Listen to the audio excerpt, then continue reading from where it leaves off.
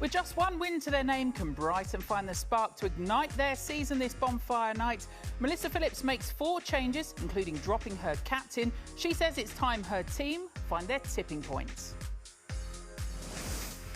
Despite their Champions League hopes fizzling out, Manchester United have put on quite the display in the WSL. Just the one loss in their last 20 as they've gone off like a rocket. Mark Skinner makes 2 changes. Galton and Jay-Z come in. The final match of the Barclays WSL weekend, ready to light up the night in less than 15 minutes' time. Evening all on the South Coast tonight with 2 seasoned travellers, Stephen Warnock and Izzy Christiansen. We're going to focus on this match in just a moment, but when we came off air yesterday after Chelsea's 6-0 win over Aston Villa, ping went the phones and the news that Emma Hayes is set to leave Chelsea at the end of the season. She's been heavily linked to Izzy since then with the US job. We know she told the players straight after the match. Some 24 hours later, how are your eyebrows? Still up in the air? Well, I mean, it is a shock, but the time was always going to come at some point when she departed. The incredible legacy and what she's achieved at Chelsea is, go down as one of the best managers in football history in this country, without a doubt. I think the big thing for me is when I'm relatively new to the WSL and understanding it all and knowing everyone.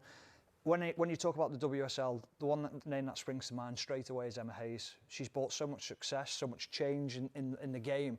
So I think when you think about her stepping out of the WSL, what does that do? I mean, the titles that she's won, the trophies that she won speaks volumes for how good of a manager she is, how much of a good coach she is, but that just speaks volumes for her. Absolutely does. And we all know what she's gone and won on the pitch, but off it as well, the changes that she's made. Yeah, she's led in every single area of this game that's needed to be improved since the formation of the WSL. And I know a lot of people working, behind the scenes in women's football to grow the game and to get it to where it is today. Emma Hayes has definitely pioneered with that in being the voice for change, the person that set an example to what a professional football club looks like. And it's a massive challenge for whoever does step into her shoes next season to sustain that success. Yeah, you're right. When we talk about women's health, that she's been responsible for changing maternity rights as well. We know she's been at the forefront of that, even down to things like VAR Light, talking about that, about goal line technology. Anytime there's something controversial, she steps up and talks about it. Yeah, but she's got the voice too. And I think that's what she knows. She's got that. So when you've got that ability to do that and you know that responsibility lies with you, be brave and go after the big things to improve the game, to get it to the highest level.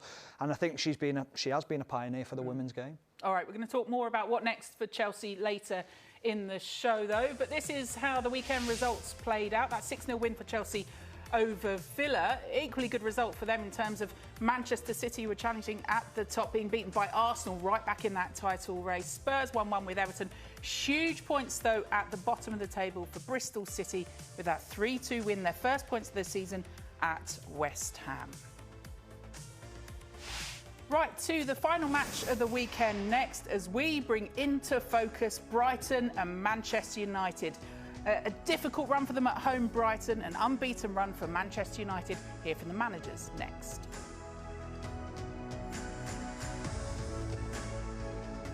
To the last game of this WSL weekend, it sees a Brighton side looking to throw off consecutive defeats up against an unbeaten Manchester United. Both managers have been speaking to Johnny Phillips. Is it a balancing act as well, given the strengths that United pose going forward? Yeah, of course. Look, they've got quality in abundance. We know they can score goals. We know they're good in wide areas and deliver from wide areas a lot. So we'll have to be switched on in the box and most importantly, make sure that our in possession doesn't lead to errors that are creating opposition chances for them. Are Brighton still a bit of an unknown quantity, given the changes over the summer and that they've perhaps been a bit unpredictable so far this season? Yeah, I know that Mal won't be as happy with the results, but actually there's been some parts of the performance that I'm sure she'll be really happy with. So yeah, it's one of those, and again, they're growing into the style that she wants them to play. New players is always difficult to challenge that, so what I'm looking at from my team is though to try and maximise that while we're here. You know, we've got to unlock what they give us and do the very best with that. But look, we can do that against any team, and I'm expecting that from us tonight. We have to go out like we want to win the game rather than not taking draws, or we have to go to try and win the game. I think you look at the nature of when we've conceded goals going into halves, we have to be able to manage games better when we're under pressure, either game state or in possession. Their front three are very dangerous, so we have to be very calculated in the way that we defend, and we're going to have to defend well tonight individually, but then what we've got to make sure is that Brighton defend how we play, and if we do that we can dictate more of the game. It's a mindset battle tonight, and if we do what we expect of ourselves, then we want to come out on top of that. Mark Skinner on your analysis for you, Izzy. Off you go. He talks a lot about the transition of this Brighton side. Are you clear where Melissa Phillips wants to take them, what she's doing? If I'm really honest, I actually think Melissa Phillips is a few more transfer windows away from achieving the squad that she wants to implement her style. We've seen glimpses of it last season when she took over the role. This season, I know they've started with different formations. They've operated with a 5-back, a 3-back, 4 across the middle, and I think 3 up front is how they're going to look today. They lost one game when they started with a back 4 against Tottenham. I do think that they're in a stage of development, and she's really trying to find, like she said before the game, her tipping point with the team. But they're very vulnerable at the back, I must say, and I think that's the starting point for me for this Brighton team is don't concede. Yeah, I think when we were here a couple of weeks ago, we were looking at Bristol versus Arsenal, weren't we? We were saying, don't cause mistakes that cost you goals, and she said it there in her interview. We cannot afford to give Manchester United opportunities from us making mistakes. Sounds so simple, doesn't it? But if you do afford teams that, your confidence just completely goes. We talk about Melissa Phillips' style, and as Stephen said there, be brave, and I'm sure Melissa Phillips will be asking her team to be brave in possession, playing out from the back, because I think that's how she wants to play in the longer term. She wants to build. You look at the Brighton men's team under De Zerbi, and the way that they operate playing out from the back, I'm sure the future that is what they want to look like. But in those situations, it's about finding the difference between being brave, but also being pragmatic about the football match. Just hearing there will be a 10-minute delay before kick-off in this match. We'll find out why in just a moment. Bring you more on that in just a moment. Just confirmation there's a 10-minute delay to this match. For Manchester United, he said, Mark Skinner, they've got to concentrate on that first 15 minutes that Brighton have been making an impact. Have you seen enough from them to be that full 90 minutes team this season? Well, I think that's the question he'll ask his team before the game, isn't it? Is can you do that? Can you deliver a performance that lasts 90 minutes? I don't think I've ever seen a performance from a football team in world football that lasts 90 minutes. It's one of the hardest things to achieve. It's concentration levels, it's fitness levels, it's being absolutely perfect. But that's what the best managers strive for, and that's what he'll be asking for tonight. I think it's a perfect opportunity for them to try and achieve that. But what is the barometer? What is the point where you go, yes, I'm satisfied with that? 60, 70 minutes, if you can put in a top-class performance for that time, more often than not, you'll win football games, and you'll win them comfortably. Just confirmation again then, there's a 10-minute delay to kick off. We will hear from, hopefully, our reporter, Johnny Phillips, in just a moment. All the fans just taking in that extra time to nip to the toilet and back again. Oh, hot dog. Hot dog all day. Stephen. Oh, sorry, Bovril. Yeah, thank you. We'll make a proper football fan out of it. Watching Mark Skinner, this has been a long old journey for them down to Brighton as well. You get all your prep ready. I know looking at it's only 10 minutes, but you've been out, you've warmed up, you're ready in that moment. Yeah, it's a funny thing, football, and preparing for any athletic performance. You almost plan your preparation to the minute, and that goes down to sleep, napping during the afternoon for an evening kick-off, what you eat, the timing of when you eat. And there are some players who don't really care about a 10-minute delay, but there are some that it really will affect their preparation. So I would say it's a mental battle, like Mark Skinner said before the game for his team. This little 10 minutes is a mental battle for some of the players who know that 10-minute delay might throw off their preparation a little bit. So it's about recentering, refocusing, and making sure that it doesn't hinder the start of the game. Your kids sat in the stand, I used to love it when it was a bit late home as well. A bit later on that front. For Manchester United, again, they've seen all the teams, their rivals, they would see the challengers for the title play already this weekend. Manchester City dropping points. Yes, they're unbeaten, but he's also spoken, Mark Skinner, about the points that they've dropped this season, how that may affect them in the run-in. I'm about to say the cliche must win. but it is now how tight this league is. Yeah, it has to be. I think every game is. I think especially when you're a club like Manchester United, you're expected to win every single game, whether it's the men's or the women's team. That is what comes with wearing that crest. That's part and parcel of it. But when you do see teams in and around you, you've got to capitalise. When they drop points, you've got to make the most of it. This delay will be very interesting, though, as Izzy says, to the mindset of the players. Is there thoughts racing through the heads now? Because you've got that gap and you're on the pitch of what's gone on today, then the pressure's building up in your head, or is it completely relaxed? You will get some players who are completely polar opposites in this phrase, where you're looking at them thinking, are you concentrating on this game? Are you prepared for this?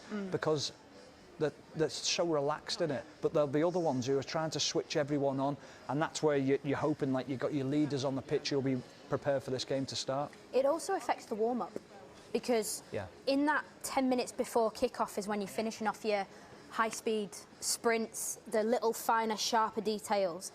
And then you go into the changing room, you put your match shirt on, you start having those last few words with your teammates. The coach might come in and have a word with the players. All the preparation's done then, but from a physical perspective, I'm sure, you know, from a player perspective we spoke about, but also from the strength and conditioning coaches and the fitness coaches, how do you get the players refocused, recentered, so that they're able to, you know, feel that sharpness that you feel at the end of the warm-up in 10 minutes' time?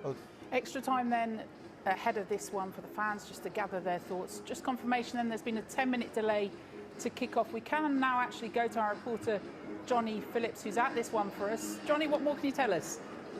Yeah, it was quite a dramatic set of circumstances, really, Caroline. Jane Sims, the referee, was just about to ring the bell to get the players assembled in the tunnel when she received a knock on a door from a Brighton official saying the ambulance hadn't arrived on site. Now, that's the ambulance that automatically has to be here under the rules in order to protect the players for when there's an injury or anything like, so there is someone who can attend to them straight away and so that they can be taken off to hospital if necessary. That ambulance is supposed to be coming from Port Slade and apparently has been stuck in traffic.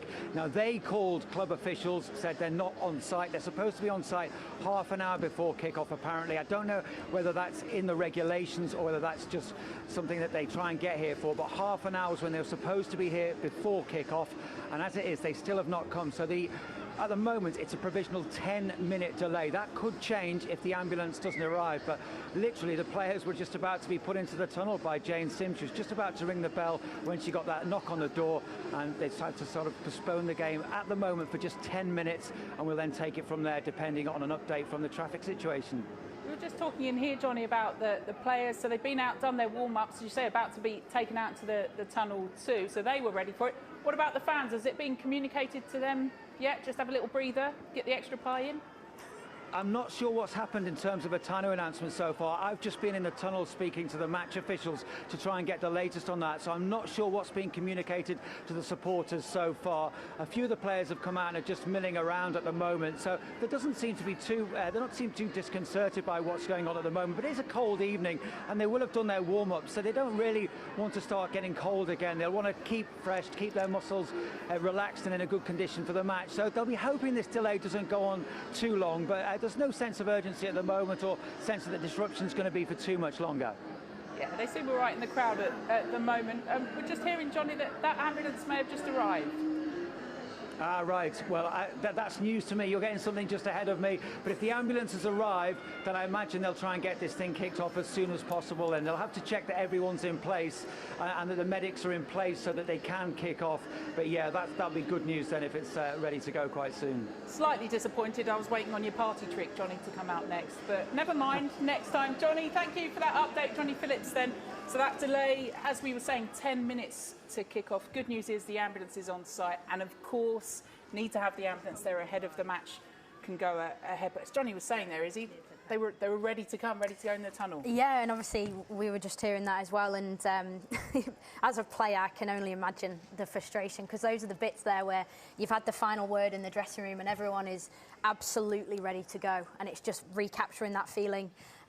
Probably getting out on the pitch and taking a few extra moments to get a few more sprints in to make sure they're up to speed, and both teams will be looking to start brightly, I'm sure. Yeah, and that long old trip down as well for those fans, just making sure that they're ready. And we see the players actually and the referees, everyone's ready in the tunnel. Looks like it's moving a little bit quicker than we thought. Before we go to that, we'll make sure everything is ready. Yeah, we can, so they're just milling around at the moment. We were talking earlier then about Brighton and the big bit of team news with the 4 changes for Melissa Phillips and dropping their captain ahead of this one. We saw that yesterday for Aston Villa. Big calls from the managers. Yeah, big call, but again, calls that you're going to have to make across the board. But it'll be interesting to see how they cope without her. Right, that 10 minutes passed quickly. Well done, you two. Let's head down to our commentary team for this one. Will United's unbeaten start be rocked at Brighton? Former Arsenal and Brighton keeper Emma Byrne is alongside your guide for this one, Gary Weaver, always prepared. Are you sure? Thank you, Caroline. Well, Manchester United were one step from glory last season. 1 win from the title, 1 win from greatness. Now they look to climb the mountain again as they arrive on Brighton and Hove Albion soil. Let's take a check on the teams for you. And Melissa Phillips' first game as Albion boss was against United in the FA Cup. Sophie Bagley goes up against the club she left in the summer. Likewise, Maria Thoris-Dotter, who spent a couple of years at Manchester United but saw her game time diminish.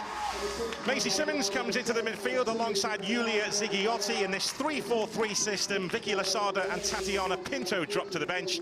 Elizabeth Turlin did plenty of damage in October. She scored 5 goals in the last 5 games. Now she looks for a November to remember. They have the experience of Vicky Lasada to call upon if needed. Well, Mark Skinner is going after the title again. This season he hopes to win it. Mary Earps made history by coming 5th in the Ballon d'Or rankings, the highest ever position for a goalkeeper. It's a settled United back 4. Maya Letizier knows this part of the world inside out, having come through at Albion.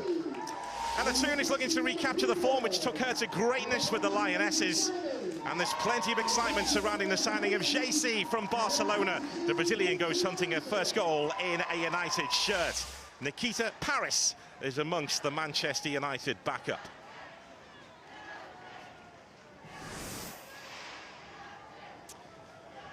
So, Brighton and Hove Albion have Elizabeth Turland leading the line. Emma, how impressed have you been with what she's done this season? Yeah, very impressed by Elizabeth Turland. I think she was missed. She didn't start against Chelsea, and I think her presence was missed out there. And as you mentioned before, she scored 5 goals in 5 appearances, so it's not too bad, is it? She's also getting good game time for Norway. Difficult team to get in there considering their strikers, and I think she's just done really well. She really leads the line. She's actually a midfielder, so the fact she's playing up front and scoring those goals is credit to her. I think we might see her in a little bit of a deeper position. I think she might drop into midfield at some stage today, which will be interesting. And then, of course, for United, you've got a lot of players to pick from, but for me, it's all about Mallard today. I think she's been excellent for them. She's been in and out. She hasn't started as many as she wanted to, I suppose, but what a great player. Loni from Lyon, another difficult team to get into. But she's come here, she's done really, really well. She's scored. She has 3 goals under her belt. She's done really well. She started against PSG in the second leg. In fact, the front 3 have started against PSG in the second leg. So Mark Skinner has gone with that. And I think Mallard is really, really good up there. And she's very, very good in second balls, which is something that Brighton wouldn't really be considered that great at. Well, the last words have been dished out by Mark Skinner's players in that huddle. He is ready to go. Brighton and Hove Albion are in their huddle away to our right-hand side here in Crawley. We're around about 20 miles north of the city of Brighton and Hove. Well, this is Manchester United's first game since Sir Bobby Charlton passed away, one of the greatest the world has ever seen. So humble, his talent brought joy to millions. And this also is Albion's final home game before Remembrance Weekend, so both clubs will pay tribute to service personnel who've lost their lives in conflicts around the world. Joe Crombie from the Salvation Army will play the last post.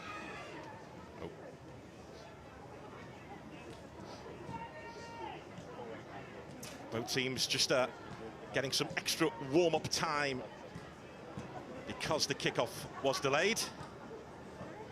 As we waited for the ambulance to arrive on site, an ambulance has to be here to make sure that the game can go ahead. Just caught a glimpse there of Leah Galton, who has got a really good scoring record against Albion. That will be in her mind, I'm sure. for sure she'll be looking to get on the score sheet today. And I think we're going to see a lot of her on the ball out there in those wide areas. Looking at Brighton's games in the past, they have been exposed in the wide areas. United will certainly be looking for those spaces and looking for the likes of Leah Galton and Malar here on the right-hand side to push in, and they're quite direct, so I think we're going to see a lot of balls going into those spaces. Yeah, we caught a glimpse too of Maisie Simmons, part of that midfield partnership for Albion alongside Yulia Zigiotti. Changes have been made to the Albion midfield. Why do you think that is tonight, Emma? Oh, I think it's just about getting results at this stage, and you know, they were talking about how Brighton want to play, the build-up, and that's all well and good, but if you're looking at the bottom of the table and you're desperate for points, it all goes out the window, and it's about keeping a tight ship in there and thinking defensively first. Yeah, well, moving forward, Melissa Phillips does want to evolve Albion's style to be more dominant in possession, but they face a big test tonight here against Manchester United, who are unbeaten in the WSL so far this season. So now the players will gather to pay tribute to Sir Bobby Charlton and also to the service personnel who've lost their lives in conflicts around the world. This is Albion's final home game before Remembrance Weekend. Yeah, not too bad. Yeah, good. How are you?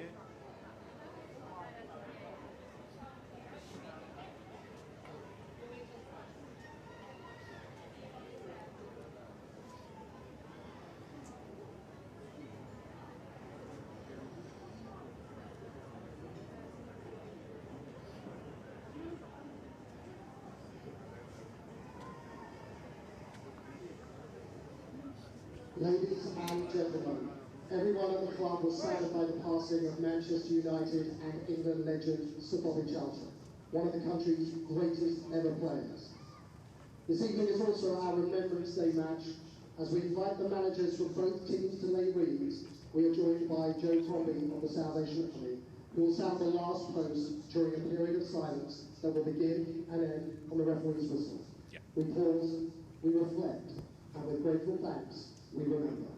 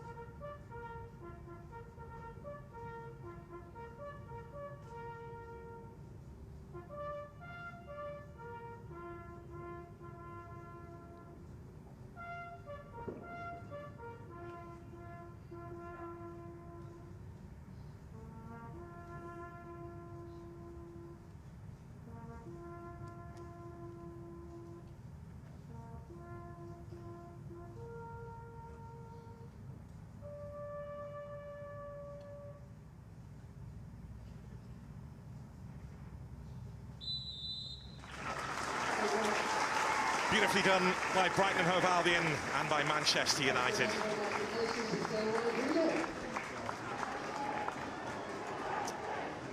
So after the 10-minute delay, around about that to kick off, we are almost good to go. Need to wait for the ambulance to arrive here.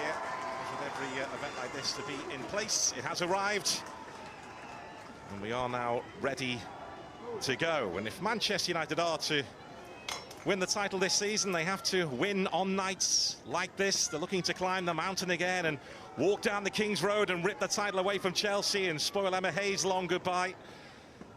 It was a near miss for United last season. Albion had a near miss of their own in the last campaign, but at the other end of the table. And the dream is to do what United are doing and rub shoulders with the high-enders in this league. The message sent out, no discrimination against anyone.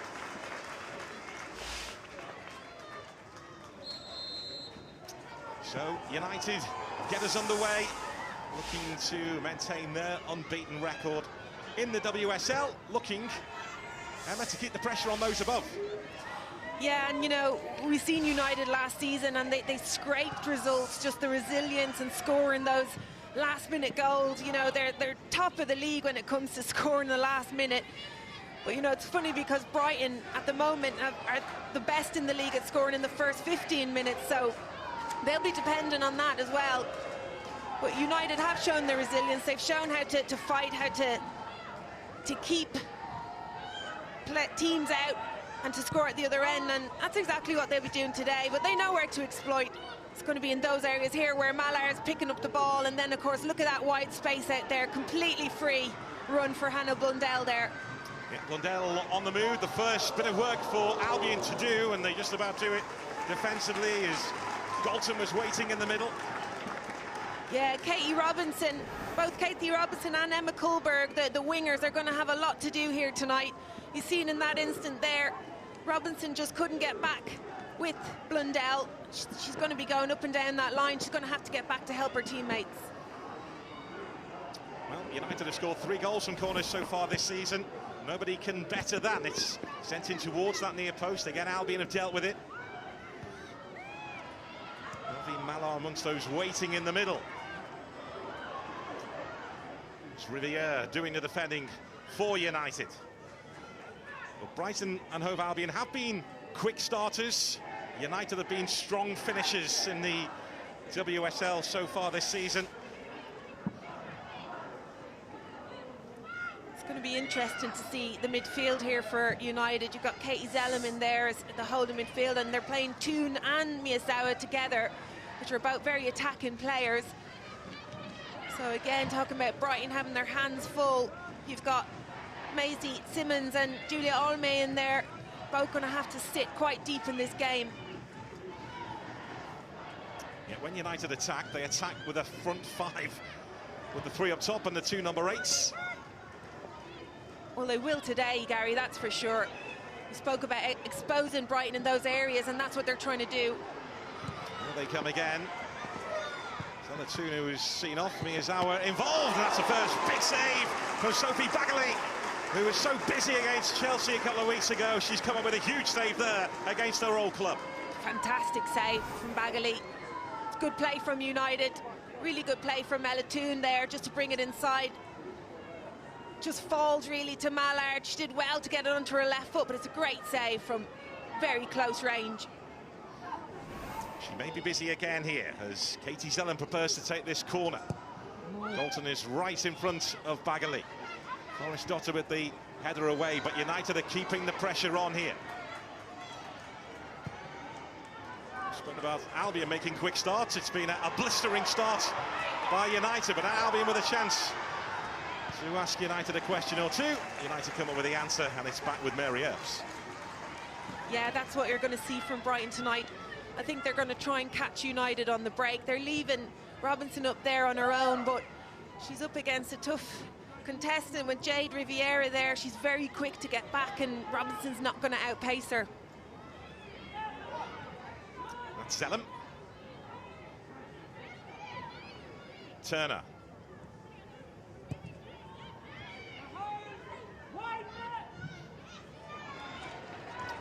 To play from Mary Earps as Ella Toon gives her a little bit of a stir. Handball appeal in the midst of all this. And it was a handball from Bremer. Luckily for Brighton, the referee didn't see it, but the call was correct. It is a handball.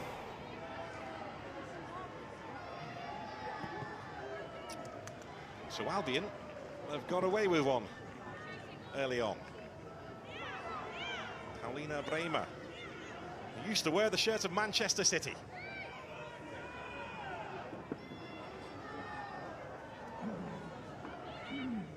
Haley involved. It is such a settled United back line, but there's almost an error there from Letizia. She's helped out by Jade Riviere. That is one thing that United are going to have to be careful of. Brighton are trying to press, they're trying to press high. They have to be careful. United have to move the ball quickly. They can't be complacent in there. But something Albion are trying to do to try and win the ball back higher up the pitch this season. Sir Phillips has been quite vocal about that. They're not out-and-out presses like United are, who can be a pressing machine. But Albion do want to try and win the ball back higher up the pitch. Yeah, it's really difficult to do, Gary, to get that right, to get it perfect. We've seen Pauline Bremer there pushing on. She was lucky she got a toe in it, but if you don't get that press right, you're really exposed. And United will be decent enough in breaking those lines.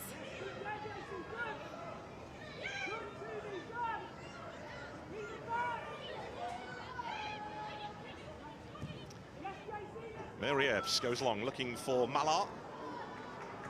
It can't be unpredictable, but stopped in their tracks there by Karabali.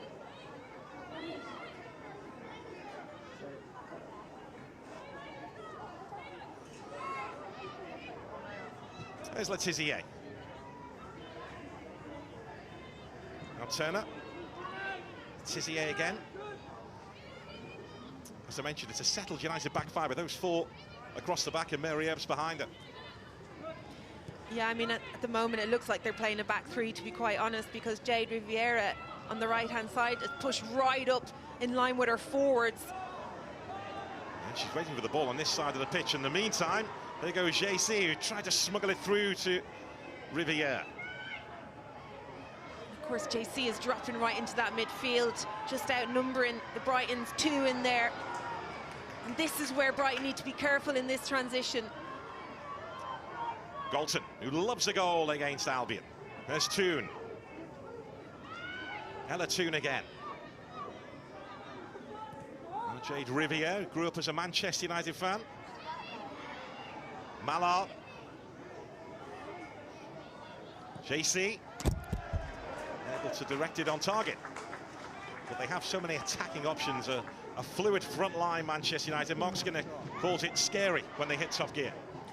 It's scary. They're actually better when they're actually defending and then transition to getting forward. They're so dangerous. They're so quick at breaking.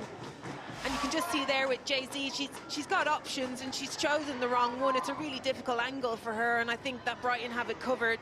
It's where you're going to be looking for your players to be calm, to pass the ball, to keep possession, and she can afford to give that back to Mallard there.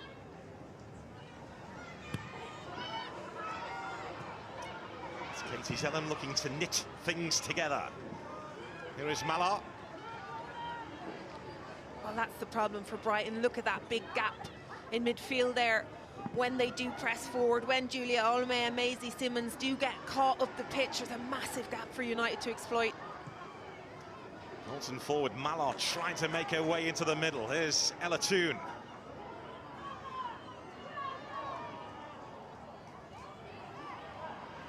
Toon in a scrap with Katie Robinson. Ella Toon's done really well there. She realised that Leah Galton was offside, so she had to go and put the pressure on Robinson. It's good to see her playing a little bit higher up there as well today, where she's best in that position, that she can roam across that from 10 to out wide. We don't want to see her playing in deep midfield positions, do we? Well, that's been a slightly different position for her so far this season. A lot of talk about her form. What do you make of it? Yeah, I think she admitted herself she's not in the best form. We've seen her in better form last season. The start of last season, she was excellent. I think she needs a bit of confidence. That's the position, you know, she's a creative player. She needs that confidence, and it will come. And as Mark Skinner said in an interview during the week, she will score goals and she will assist at some stages, come in, but you just have to give her that confidence and that patience.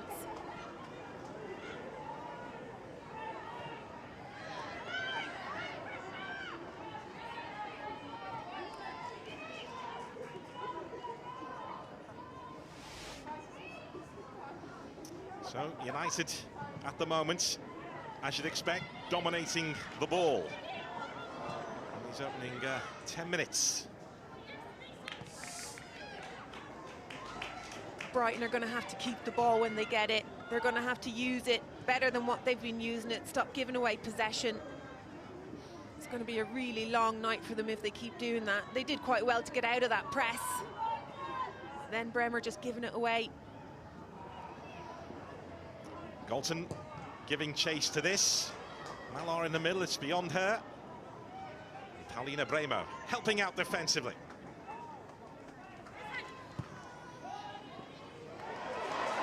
The break could be on here. Turlen leading the charge up the pitch for Albion. Just about keeps her balance, then gives the ball away. The referee was waiting to see how that played out. And now Jane Sims pulls it back for a free kick. Yeah, it was a foul. Turlen does really well. Maya Le Tissier misjudges that completely. Just allows Turlen to run into that space. We've seen teams do that against United as well. If they can get past that initial press, like Le Tissier misses that ball, there is massive spaces in there for Brighton. And it was given a free kick, and rightly so.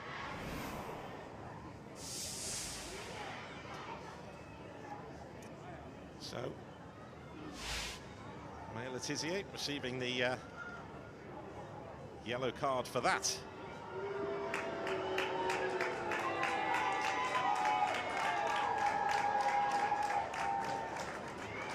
Albion looking for something from this set piece. Simmons is standing over it. Zighiotti is also lurking.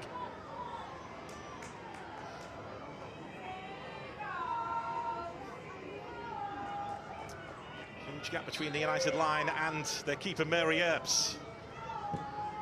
It's left to Simmons, who sends that in, and Earps will clutch and hold on. Just another day at the office.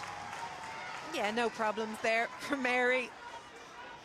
Decent ball in though, and it's where Brighton can perhaps get their goals in these set pieces. It's certainly what they'll be hoping for. It's going to have to be good though to beat Mary Earps.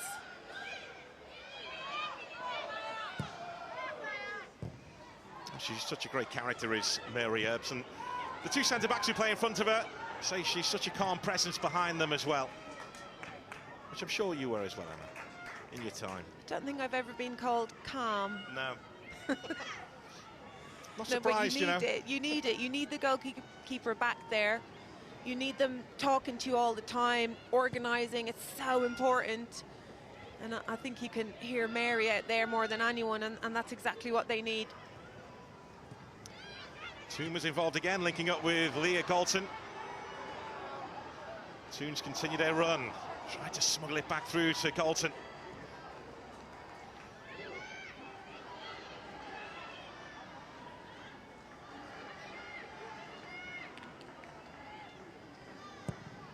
It's Sophie Bagley, who will know all about Mary Earps, having been number 2 at United behind her.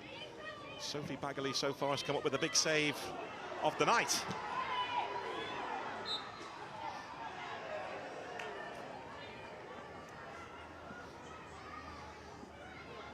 United do play with a badge which is loaded with history, but the women's team is 5 years old, and last season was their best yet. 2 points from title greatness, 3 in the end, to be technically correct, but reaching the FA Cup final as well, and twice Chelsea broke their hearts. Now United are going in search of making more history and landing the big one this time around.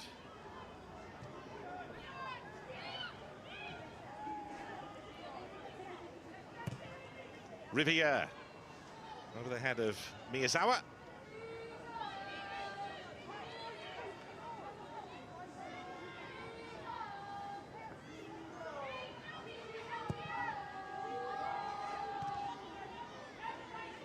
Simmons.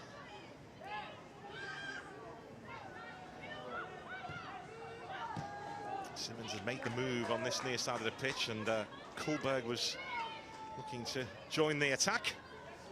Yeah, you can see Brighton trying to build, trying to play out in a 3-4-3, and they're trying to get in behind United there, whether it's a flick on or a more direct ball. Then as soon as they're in defence, they're going straight into a 4. You can see Emma Kullberg just dropping in there. They're still getting exploited down that right-hand side. Katie Robinson not tracking back. There's Galton. Seen off that time. She's kept the ball in play. Miyazawa, the Golden Boot winner at the World Cup, couldn't connect with it. But again, United making progress down their left, the Albion right. Riviere that time, but too much on that. Yeah, she's disappointed. That's twice now. She's just overhit it. The ball was on. See Leah Galton back there. Some good space. Look how deep Brighton are. Yeah, that ball was on. Just overhit a little bit.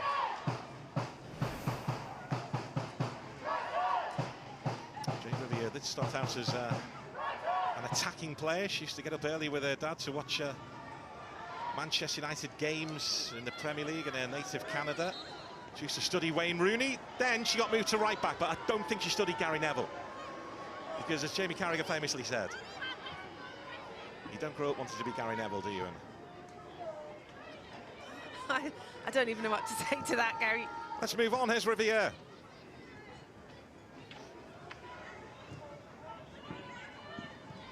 Now Turner.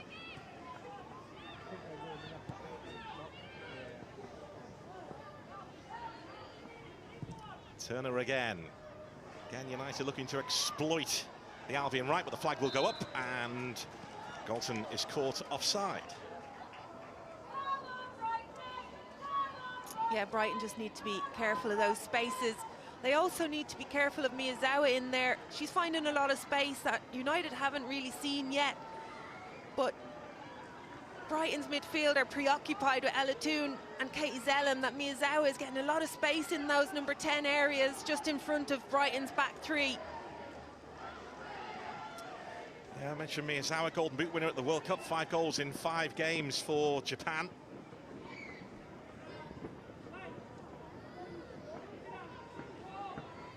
A signing which brought great excitement at United, given away by Toone. Hulberg. There's Bremer. The challenge from Riviere. No holding back. Really good challenge. I think Ella Toone was hoping that Jade Riviere was going to be out there making that run. Well spotted by Hulberg. But equally good challenge from Riviere.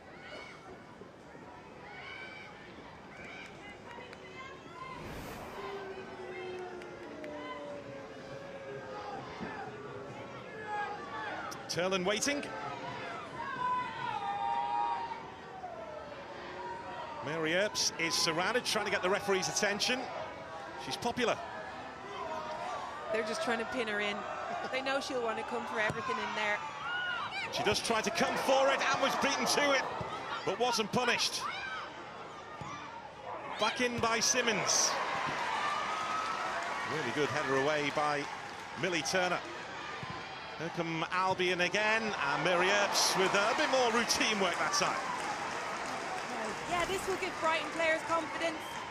They're just trying to pin her in there, and in the end they didn't. They all moved away from her. She didn't get enough on it.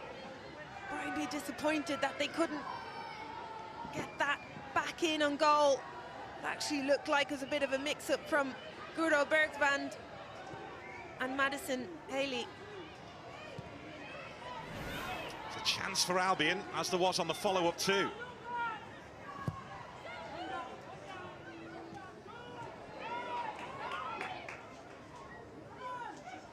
Karabali hits the deck.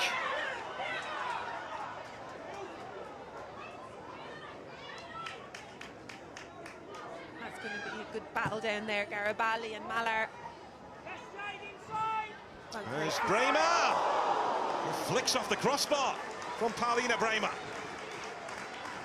Definitely wasn't expecting that. See Bremer there, hands on her head. Couldn't have been going for that, Gary. Well, it looked like she was looking up at who was in the middle, or was she giving Mary Ebbs the eyes there?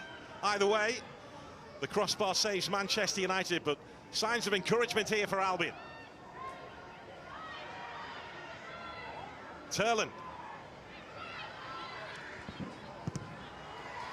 That goes behind for another Brighton and Hove Albion corner.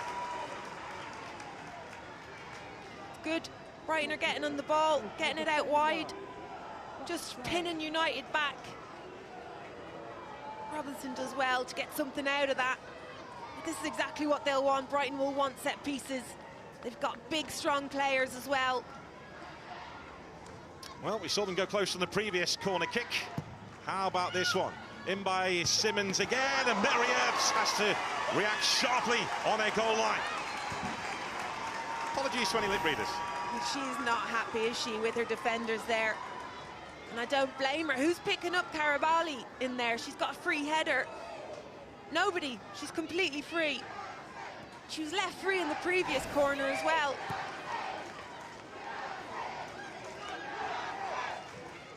Albion are building momentum here. Just one win so far this season in the WSL for Brighton and Hove Albion. It came on the opening day at Everton.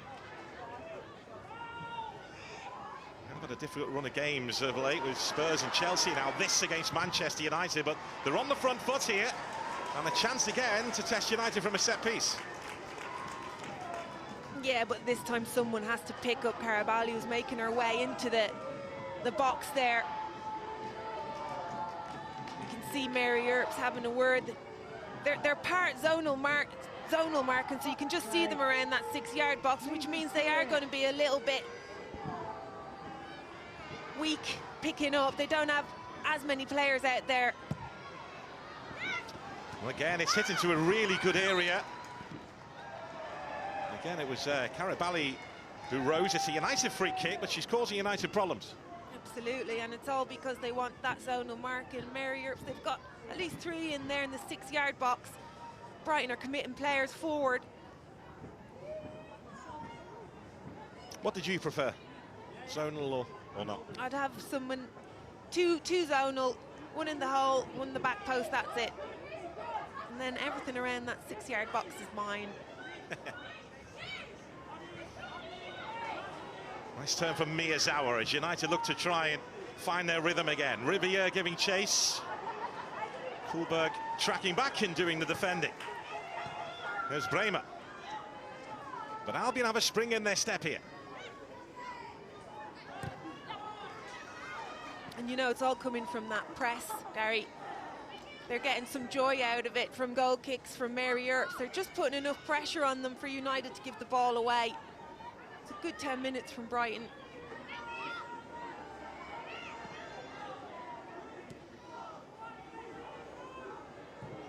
Karabali. That was risky. Galton shifts the ball to Toon.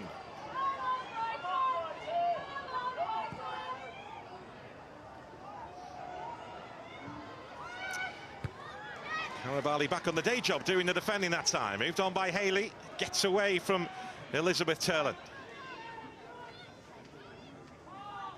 But this is the break in confidence. They're doing so well. They've got that momentum, good chances against United's goal, but then they do that, they just give the ball away. Silly ball across from Karabali. I think she might have slipped, but still, you're just letting United back into the game. Yeah, out of possession, Albion are 5-2-3 when United have the ball. As they do now with Miyazawa, who went for the return, and once again it was Karabali in the way. And we saw the possession stats after the first 10 minutes. Look at them now. It's evened out a little bit, hasn't it? 2 shots on target from Albion, none as yet from United. I think Sophie Bagley will have something to say about that after that save. Actually, yeah, there was, wasn't it? That was the last 10 minutes, yeah, what we just looked at. Goalkeepers union? Always. Nice play from Jay-Z. It's just the final ball, isn't it? Needs to be better from United.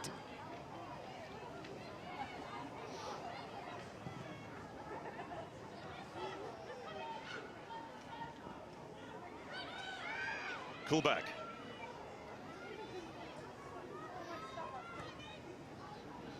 Albion are staring at what they hope will be their future. They want to do what United are doing and crack the top 4, muscle in on that territory.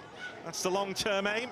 The short-term target is to move away from the bottom end of the table and to try and make a statement on a night like this. So difficult. Women's Super League is just getting more and more competitive. Really, to get into that top 4 is going to take some doing. But the club are doing things right. It's a really good club, really supportive of women's football, fantastic facilities. And Melissa Phillips is slowly but surely getting in the players she wants to play her style of football. Yeah, we just saw Zoe Johnson, the women's football MD, watching on. And I imagine she'll be pretty pleased with what Albion have done in the last 10 minutes or so.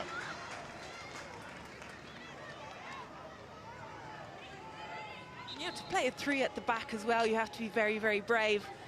I know most of the time tonight it will be a 4, or even a 5 in some stages, but you're playing against United, who've got 3 very, very strong attackers, and you will be 1v1 at times, and that you need a lot of bravery to do that.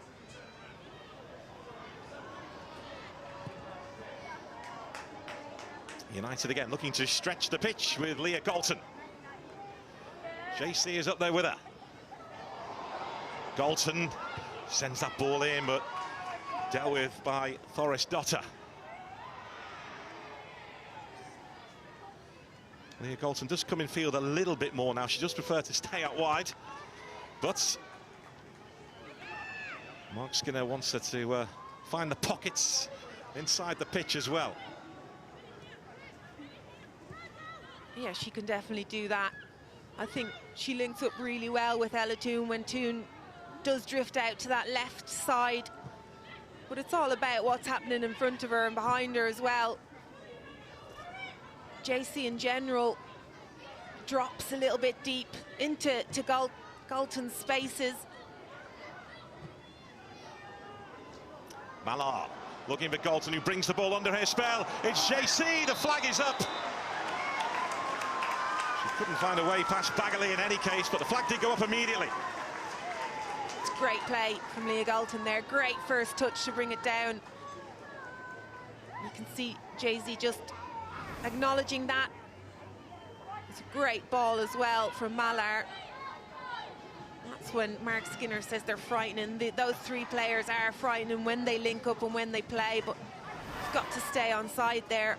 That's one thing I would say about Jay-Z. She does get caught offside a lot.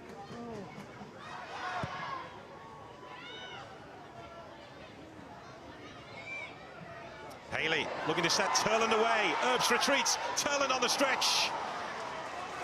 She was hunted down by Letizier, who put the pressure on. What a tackle from Letizier. Because when Turland gets going, she's very, very difficult to stop.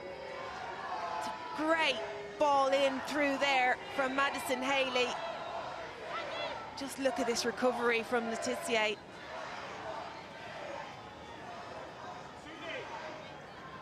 Just gets the slightest touch on it.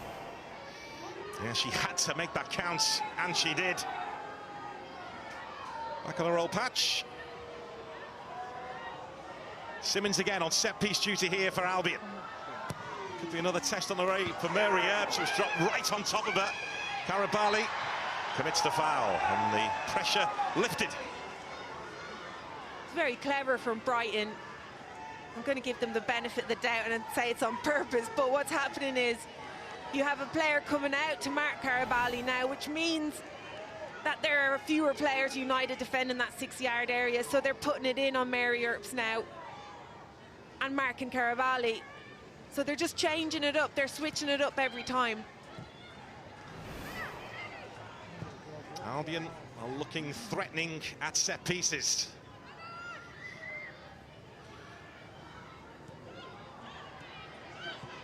There's Turner. Now Haley. It's Turland. That's critical. It's a brilliant finish. She had a wonderful October, and now potentially a November to remember. Too hot to handle. And it's all from the press, Gary. They've done it so well all night, and even better as the game's gone on.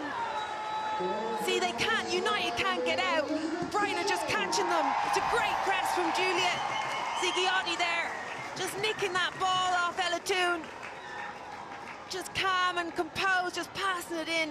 Great ball, and an absolutely brilliant ball from Simmons there to find Terland, and it's who you want on the ball, don't you, at the end of the day? Lovely finish from her. A finish of real confidence, picking out the bottom corner. 6 goals in her last 6 games. And that could be the biggest yet. Problem is now, can they hang on to it? They do tend to score early goals. It's not early by any means, but they do score first and then give away their lead. Well, plus we know United tend to come over the hill in the second half of matches. Yeah, they're a second half team, aren't they? I just thought Brighton have done really well. They weathered the storm, didn't start very well. United looked very much on top, but then they came into the game, they grew into it. And for me, it is all about that press. United are really struggling to get out. Yeah, as we saw, Albion do have a bit of a tendency to drop points from being in good positions, but I'm sure they'll just like to enjoy this for now. It's just all about game management. This is where you try to delay as much as possible. You just want to get into the half-time.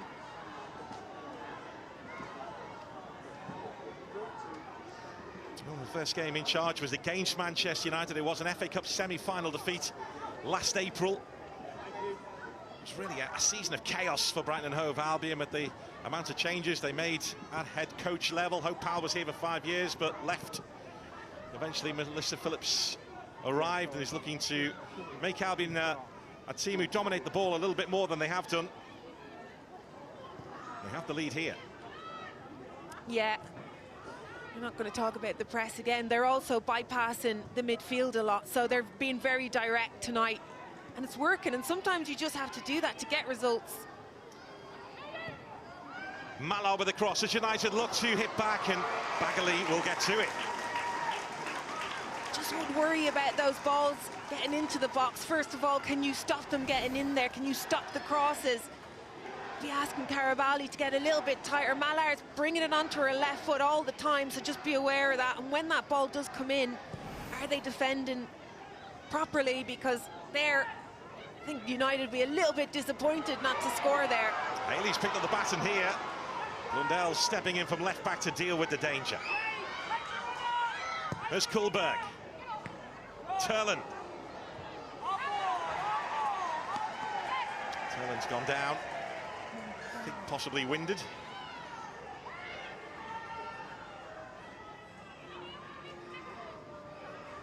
Or is this game management? I think she is actually winded. How cynical you, aren't you? But it's the strike from Elizabeth Terland, which is the difference at the moment. United, though, have plenty of magic in that front three that we've spoken about. Ella Toon as well, just behind them. There's Mark Skinner, who's been happy with performances so far this season. Looks to find a way back into this.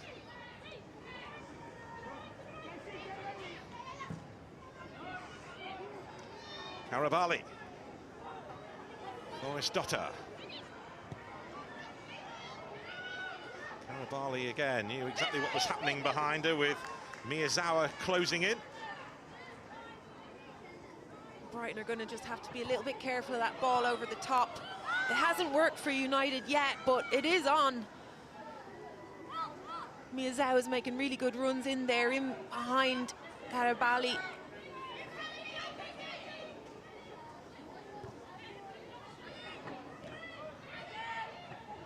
There's Haley. And that ricochets through to Jay-Z. Jay-Z is in! And is denied by the woodwork. Her eyes lit up. But Brighton and Hove Albion survive. Is it going to be one of those nights? Riviere does brilliantly to win it back. Riviere on the move. That was good defending.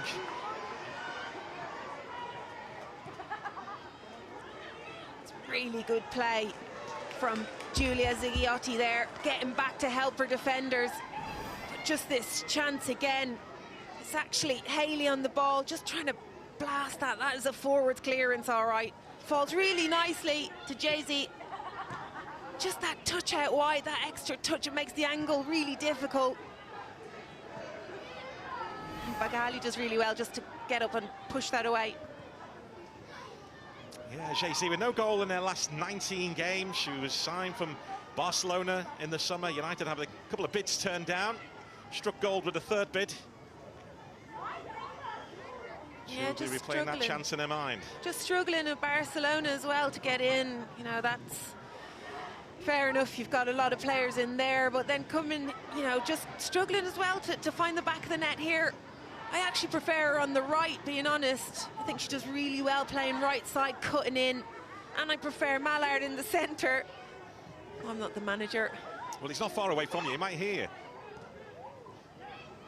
That's why we keep our voices down here. I'll try to. There's Miyazawa. Letizier. Mallard. Riviere once again providing an option down the United right, looking to deliver the cross, but it's comfortable for Albion to deal with. And this is Paulina Bremer, who with the outside of her right boot tries to set Turland away, but the ground was covered by Katie Zeller. Yeah, United are doing well to get into that final third, and then it is all about that final ball. Unfortunately for Jade Riviere, she's been the culprit for a lot of those poor balls into the box. Needs to be better, getting in really good positions, but then it's just the final ball letting her down. Maybe she did study Gary Neville. I'm only joking, Gary, if you want. There's Mallard. Mallard has gone for the return, and she could be in here. Mallard! Again, it's really good defending by Brighton and Hove Albion, and that time it was Guro Bergsvand who made the difference. Excellent defensive clearance here. It's a good ball in from Mallard. She knew exactly where she wanted to go with it, but it's really, really good defending. You can see Guro just turning around there. She knows where that player is. Really good last-ditch challenge. United hunting the equaliser here. Katie Zellem, as ever, on set-piece duty, is carried all the way through to Millie Turner, who's at the far post.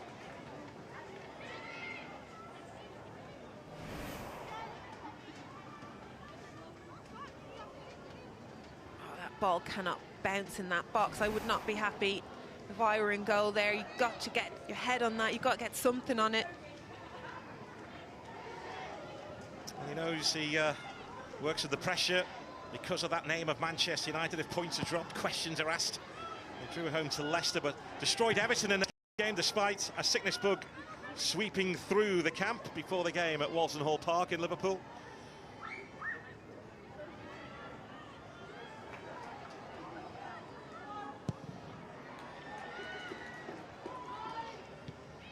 United just aren't efficient with the ball at the moment. They're not seeing the spaces. Galton's cross evades Mallard. This now is Miyazawa. Latoon doing brilliantly, going to ground and making sure United held on to possession, but not for long. There's Letizier. Zellem. There's that back five defensively for Brighton. It's making it difficult for United to get in there, but they just have to keep moving the ball. They have to keep switching the ball, finding those spaces. I still think Miyazawa is getting free a lot. I think they can look for her in that space there, just in front of Brighton's back 4 or 5.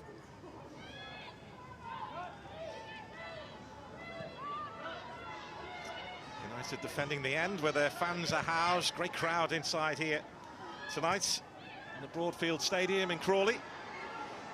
JC. The angle is tight.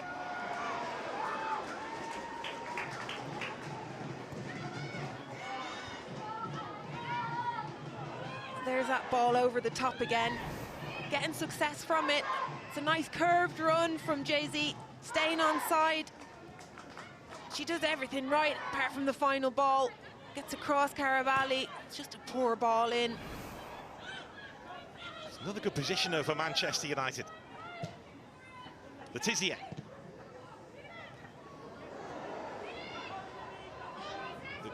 come off for Elizabeth Turlin.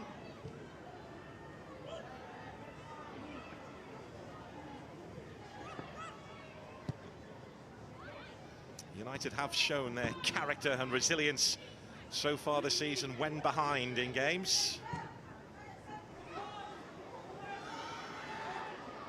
There's Riviere sending that ball in, and the header was over the top. Another good chance. Galton was closing in, but again, the Albion goal survives. Absolutely lovely ball for Riviere, and this time it's a great ball in. Absolutely perfect ball for Leah Galton. I think Guru just does enough there just to put her off, but again, it's a chance that's missed from United. Well, she's scored in the last 4 games against Brighton and Hove Albion as Leah Galton. As we mentioned, United have shown their resilience, their character so far this season when behind in the WSL.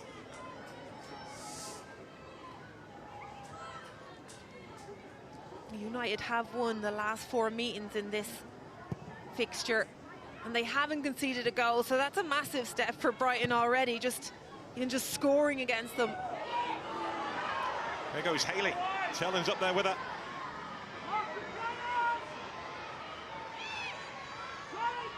Robinson forward too for Albion. Away by Millie Turner.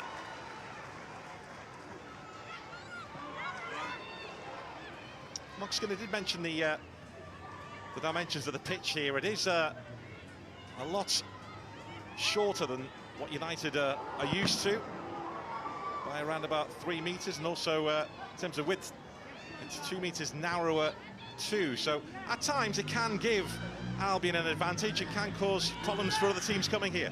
Absolutely, it's so important.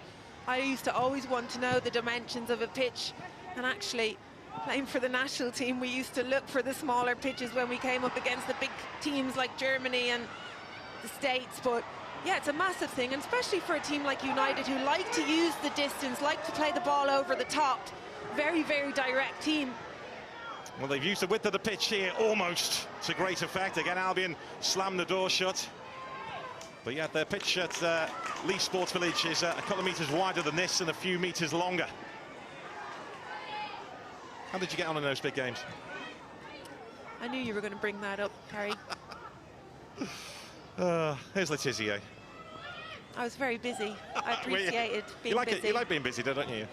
Well, coming from Arsenal, having nothing to do for 17 years. There's Toon.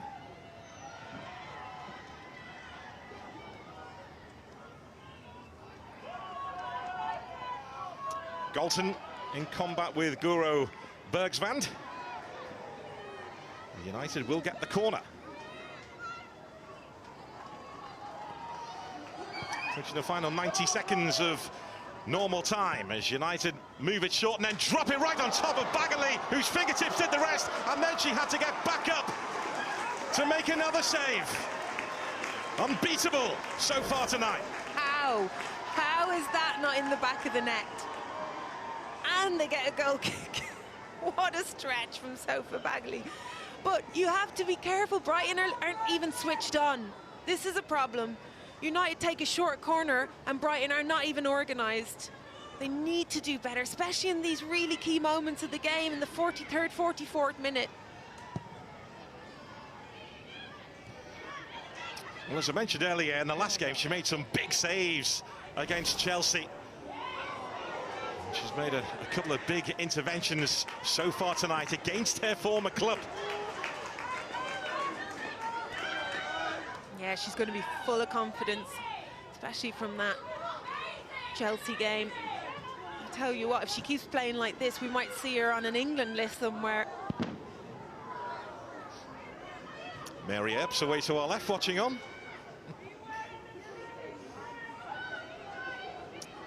But Sophie Bagley's 10 games for United were in the League Cup. Tonight in the WSL, she's taking care of business, stopping her former club at the moment. Galton giving chase to this and trying to make life awkward for Bergsvand. We'll have 2 additional minutes. In 4 positions, there will be a minimum of 2 minutes added time.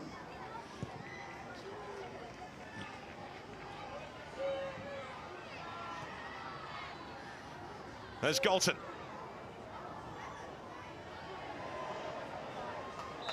JC is flagged offside.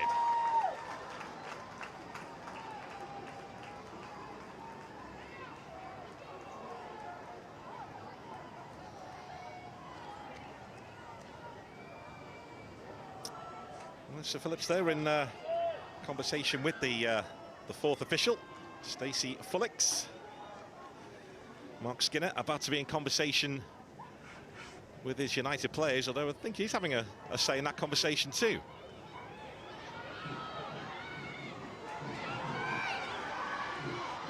Kuhlberg. Blundell. Turner trying to retain her footing. United are shook. They don't look comfortable at all back there. It's good support play there from Emma Kuhlberg. When Brighton do get into those positions, they should just keep getting that ball in the box, because for me, United do not look comfortable. Haley.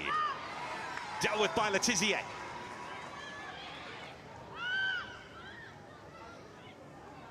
United looking to go top 2 in the WSL tonight. But they've got work to do here.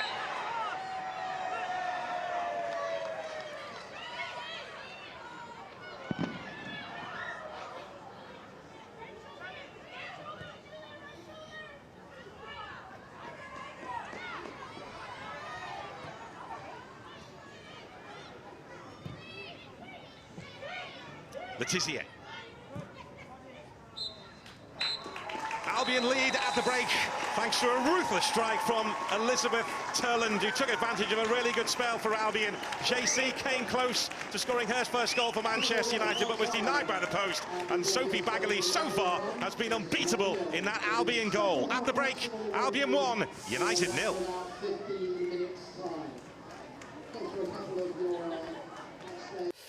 Evening to everyone joining us from Sky Sports Premier League. You find us with Brighton 1, Manchester United 0. I did a slight raise of the eyebrows there, Izzy Christensen, Stephen Warnock, but the goal from Brighton was brilliant. Exceptional, wasn't it? Yeah, and I think the big thing is it's all about the closing down. You can keep your eye on Bremer here. It's about body position. It's about showing where you want the ball to go, arcing the run, making sure that when she goes in, she's making sure she's forcing Manchester United across the pitch to say, we only want you to go one way. We're going to try and condense the pitch. We're going to push you down one side. And they do it so well. There's that body position. There's that movement. And as you see, when the ball goes out onto the left-hand side now, what you're looking for is you can make the pitch as compact as possible. If you split it down the middle of the pitch, now you've got everyone going one way, and it forces Manchester United down that left-hand side. This is absolutely exceptional, because this player here, Maisie Simmonds, is the left-sided central midfielder.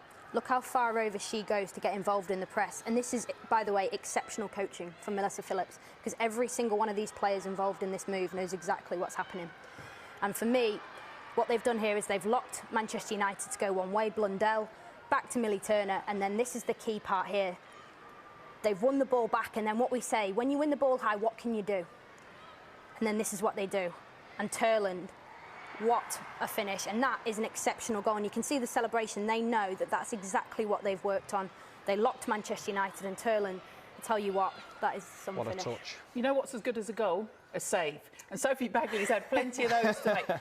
Brilliant in that first 45 minutes. Yeah, you need your keeper to perform at the highest level, and she's performed at the highest level. Sometimes as defenders you can throw your body in front of everything that you want to try and throw it in front of, but you need your goalkeeper to be at her best, and she has been at her best. The speed in which this one comes at her, she reacts so well, but this is the one easy, isn't it? I mean, triple save. Absolutely fantastic. We said before the game, if Brighton are going to have a chance to take points out of this game, the first priority is defending, and Sophie Bagley has kept them in the game so far, and she's proven here again it's almost a triple save, and the way that she's sort of led her team. She obviously knows this Manchester United team because she's just joined Brighton this season, so she knows she's up for it, and I tell you what, she's certainly kept her team in it. Yeah, it's the old Buzz Lightyear falling with style. Well done, Bagley. She's kept Brighton in it at the break. Then we do know that Manchester United love a second half goal, got the most in the WSL this season, but Brighton ahead at the break.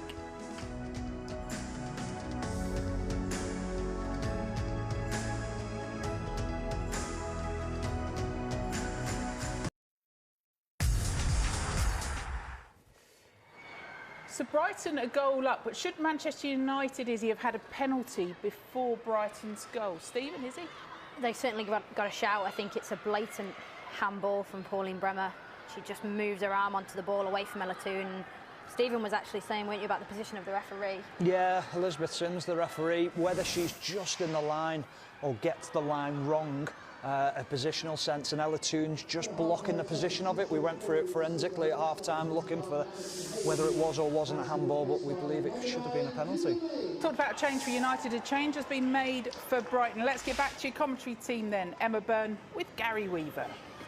Yes, thank you, Caroline. Gumin Lee, the Korean striker, has come on at the break. It's Paulina Bremer who has made way, who was involved in that penalty shout at the start of the game. So Lee, who is another one who used to play for Manchester City, she is on, and Paulina Bremer has been withdrawn. United have lost just one of their last 20 games in the league. That was a defeat at Chelsea in March, which ultimately proved costly in the title quest. Trail here against a Brighton and Hove Albion team who have threatened from set pieces and also have caused United problems on the turnover, pressing United when they've been in possession.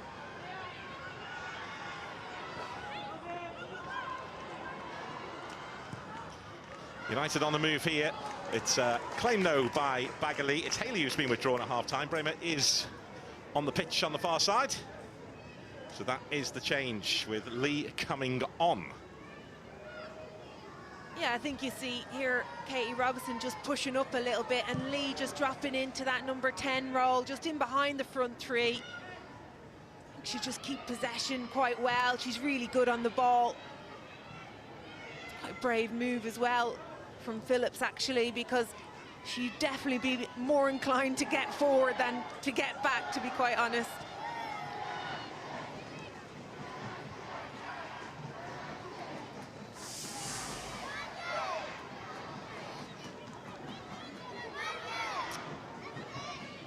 There's Turner. Now Blundell. Turner again.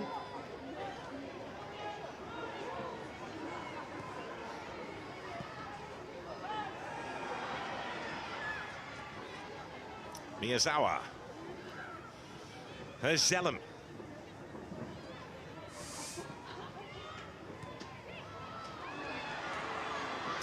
Getting in behind Brighton and Hove Albion, but again, too much on the cross. It's a really good move from United. You see Mallard out there on the right-hand side, and Ella Toon just makes a really nice run from midfield in behind. Lots of space and lots of time to pick out that pass. Again, it's just overhit. Final ball for United. United attacking the end, whether their fans are behind Sophie Bagali's goal. As ever, United's fans have travelled in their numbers. Robinson giving chase to this for Albion. Lee is there as a backup. There is Gumin Lee.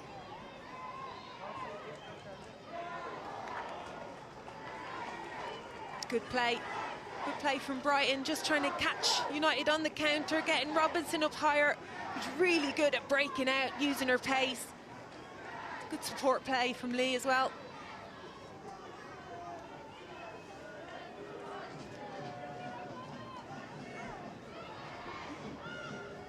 Robinson involved again, delivering that cross. It was a searching ball too.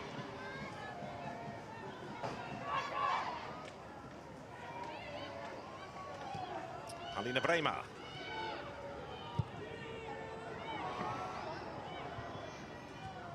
By Katie Zellum. This now is Ella Toon, who wins the free kick.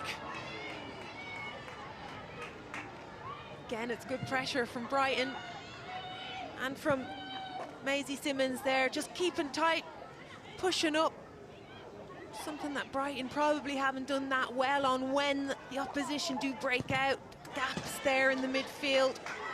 They've done it really well tonight, keeping the pressure on.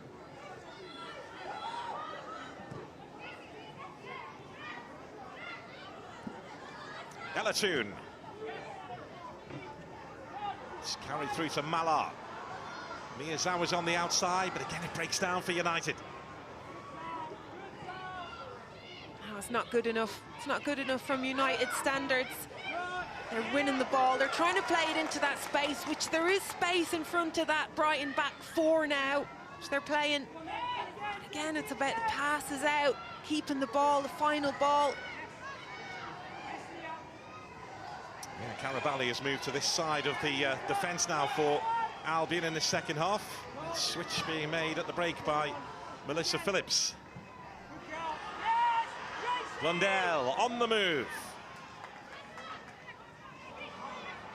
I think they're just trying to match United now, going in that 4-3-3.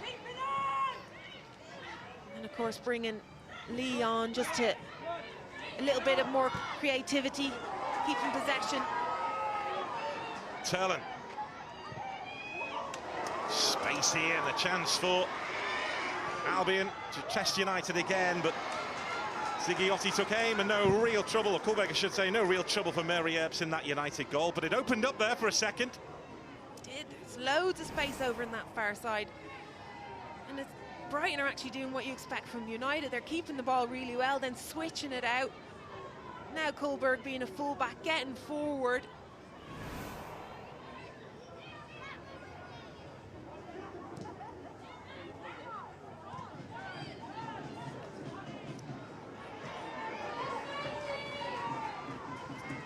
Bergsband on the retreat.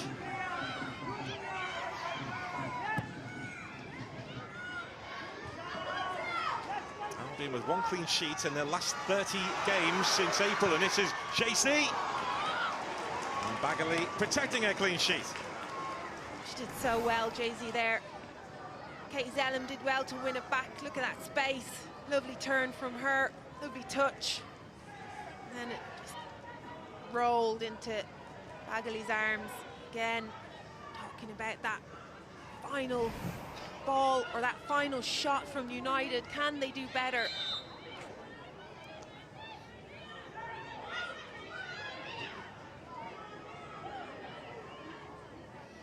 Well, there have been plenty of changes to the United squad over the summer. Mark Skinner feels it will take around about 8 or 9 games for it all to gel together, and they will get stronger as the weeks go by.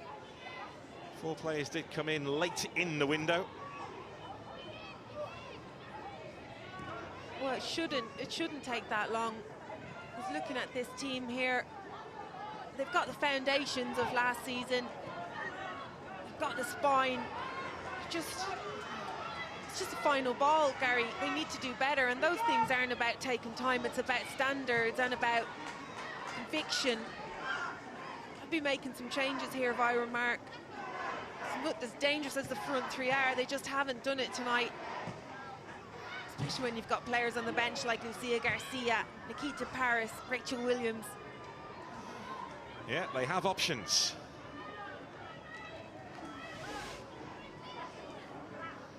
And they have made an impact when those options have been used from the bench.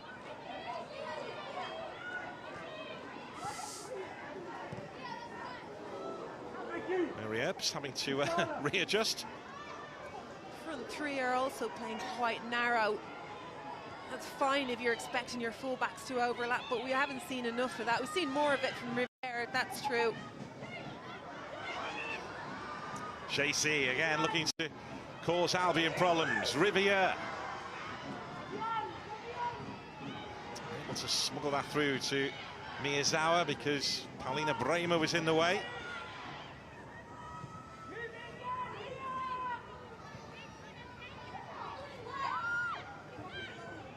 Letitia, who twice won the Young Player of the Season award when she wore the badge of Brighton and Hove Albion.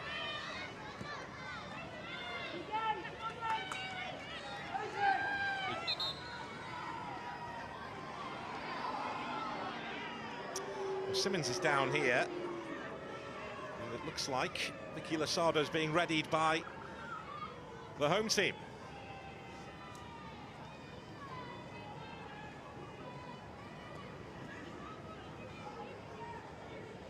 Brighton don't want to see this player getting injured. I thought she's had an excellent game tonight. She's been everywhere. She covered a lot of ground in there and actually probably stopped United playing through the centre, which they haven't done much of at all. Well, when Albion made their moves in the transfer market in the summer, they went for experience and they went for athleticism. Vicky Losada, the experienced Vicky Losada, is about to come on.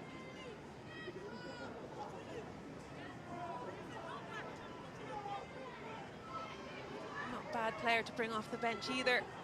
That's what it's all about for WSL teams now, is just adding to the squad. You need a big squad, you need to be able to make changes, and Melissa Phillips is not afraid to do that.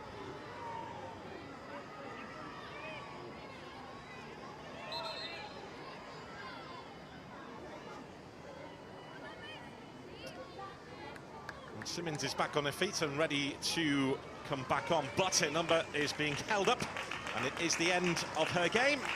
And on comes Vicky Losada. Class act in the middle of the park, experience at Barcelona, Arsenal, Manchester City, Roma, all on her CV. Champions League winner. As we mentioned, Albion looked for experience in the summer, and they found it in Vicky Losada.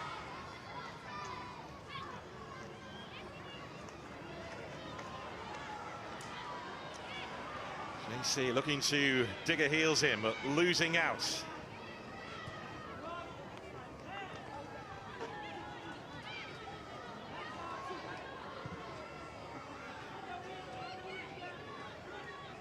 There's Blondell. Now Letizier.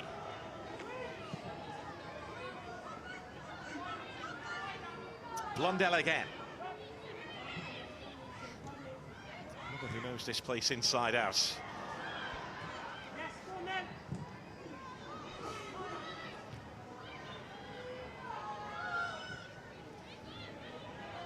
Losada finding Zighiotti. Alina Bremer going to put a foot down on the gas. Was she caught? Yes, she was, by Riviere. It's good play. Good play from Brighton. They're under pressure. They deal with it really well, and Bremer does really well. She's using her experience there just to get that free kick, get her body across Riviere.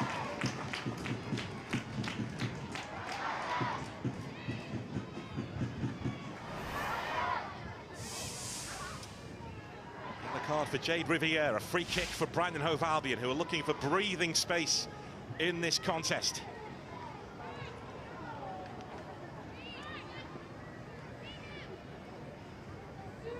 There's a very big gap behind that wall. That's where you want the ball to go. Right in there, and then Mary Earps has got to make a decision. Depends on where she's going to start. Her starting position is quite deep.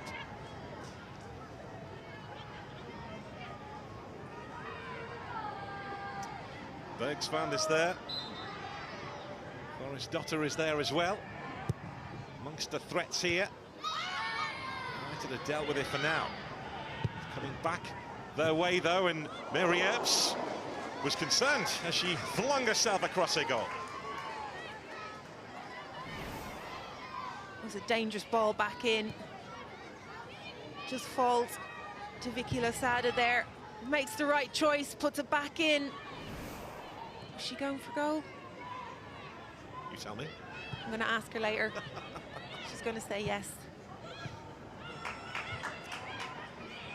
Well, let's not forget that Paulina Bremer struck the bar as well when you didn't think she was going for goal, did you, with that one? In the first half. There's Malot. Ella Toon. Was those times where United have to do better. They've caught Brighton in possession, and it's where Brighton are very, very vulnerable, and United just haven't been good at that tonight. They haven't been quick to transition, to get the ball into those dangerous areas.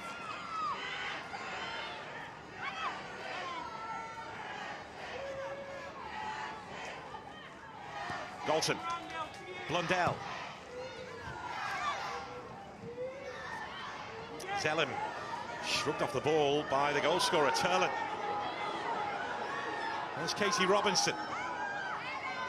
Now Lee. Turlin through the middle. Turlin will give chase to this, and Turlin's been fouled, but the flag is up. She finishes the chance, but the flag did go up. Great ball from Lee, but Turlin was just offside. She delayed it as well, Lee. I wonder if she'd hit that first time. Look how she delays it. Turlin just drifts offside a little bit. What a ball, though. What a finish again from Turlin. She's a dangerous player. You can just see the confidence is coursing through her veins. 6 goals in 6 games, including the important one here so far. Yeah, just such a powerful player.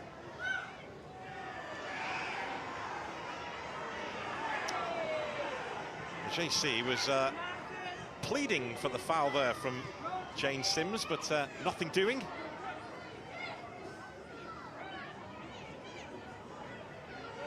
There's Zellem.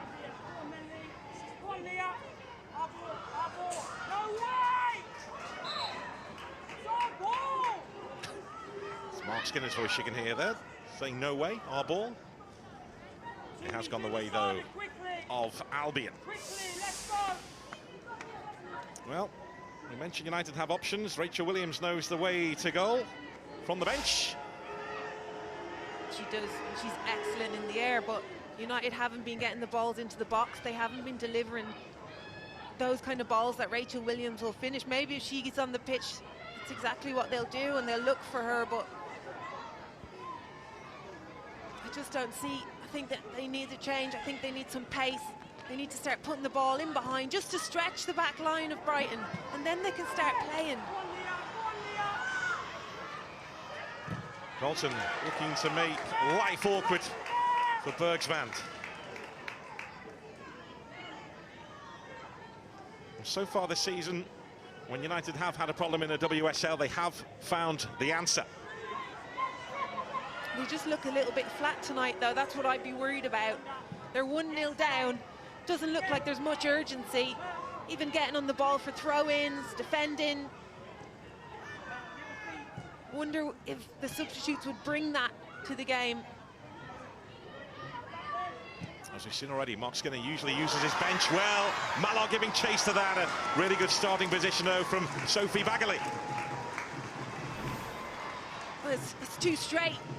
Been saying that they need to play the ball in behind. It is on, but those straight balls are really difficult ones to play. And as you mentioned, the pitch size is a little bit shorter than what they're used to, so it has to go into the channels. It has to be diagonal balls in behind.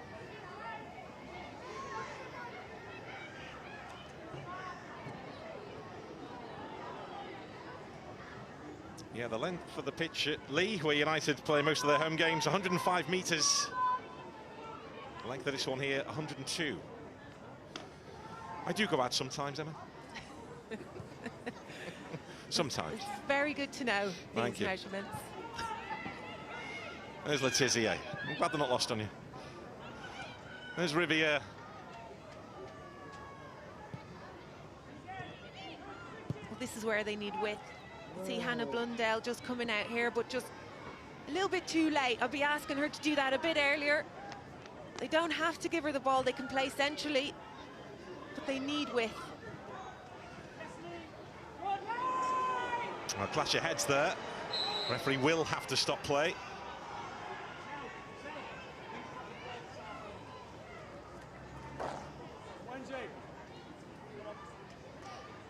Galton down for United. Albion with a player down too.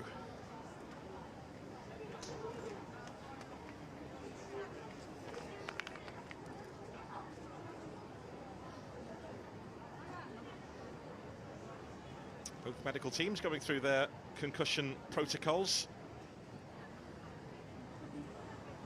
As the United players come across to the bench on this near side, and Mark Skinner has a word or two. Katie Zellem at the moment.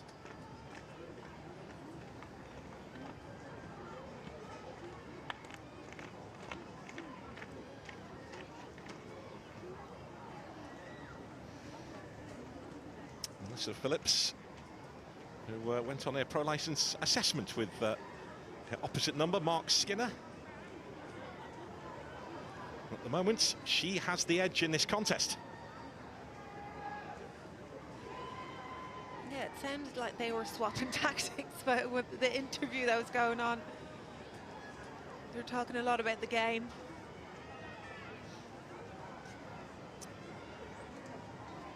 Well, Karabali is sat up now for Albion, but as I mentioned, both sets of medical staff will be going through the concussion protocols.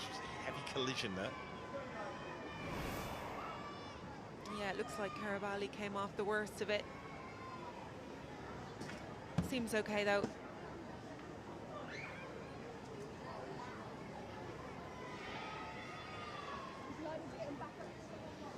Galton back on her feet. Likewise, Karabali.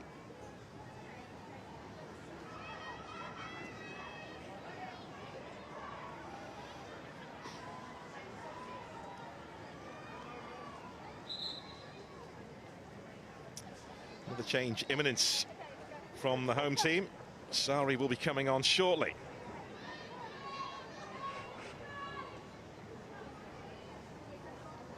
Tricky Sari's another midfielder, can play up front as well, just to bring a little bit of energy perhaps.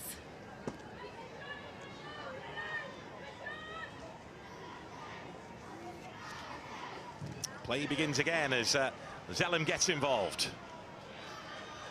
Away by Katie Robinson, and Karabali and Leah Galton are both back on the pitch.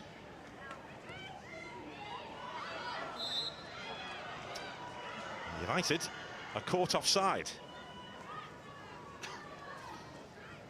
In recent times when United have lost in this league, it's been against the big hitters at the top end of the WSL, but they're trailing here to this Brighton and Hove Albion team by a 1-0. The goal from Elizabeth Turland in the first half. Yeah, I mean, they just looked a little bit flat tonight, I think. You know, in this league, you can't afford to drop these kind of points. They've already dropped points to Leicester in a 1-1. They've dropped points to Arsenal 2-2. That wasn't exactly a shock result, but this would be a shock result for United and for Brighton. Perhaps kickstart their league, but to get back into Champions League positions could be very detrimental to United's campaign.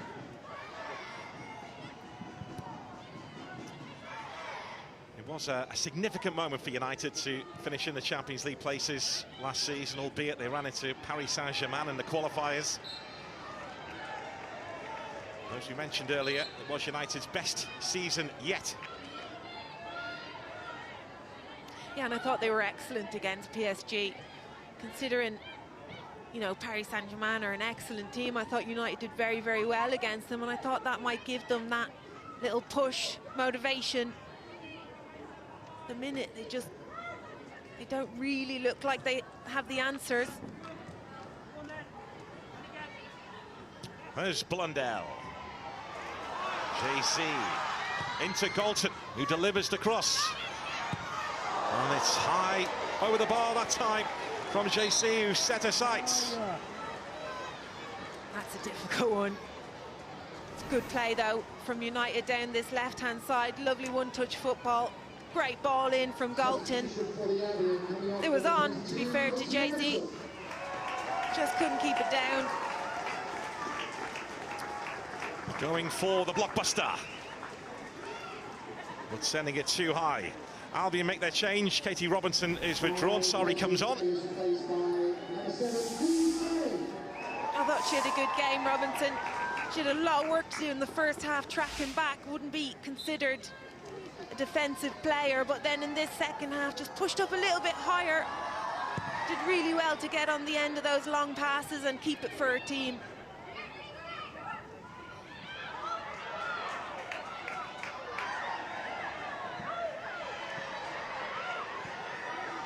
Well, Albion are still working on being more comfortable in possession, more comfortable on the ball. We saw them concede 2 goals against Chelsea from losing possession a couple of weeks ago, but Something they are working on, to be comfortable with their foot on the ball. I'm not sure tonight's game is a game for them to be comfortable and trying to play out, to be honest. They tried to do it there. United are going to be looking for that goal. They're going to be putting pressure on them. I really like the fact they're trying to keep the ball here, because they could go into long ball mode and just try and clear their lines, but sometimes you have to clear your lines. Well, that could be awkward for Bagley. No problems in the end. There's Kuhlberg.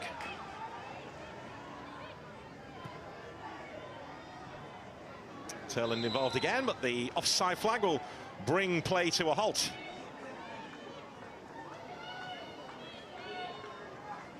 Oh, changes imminent.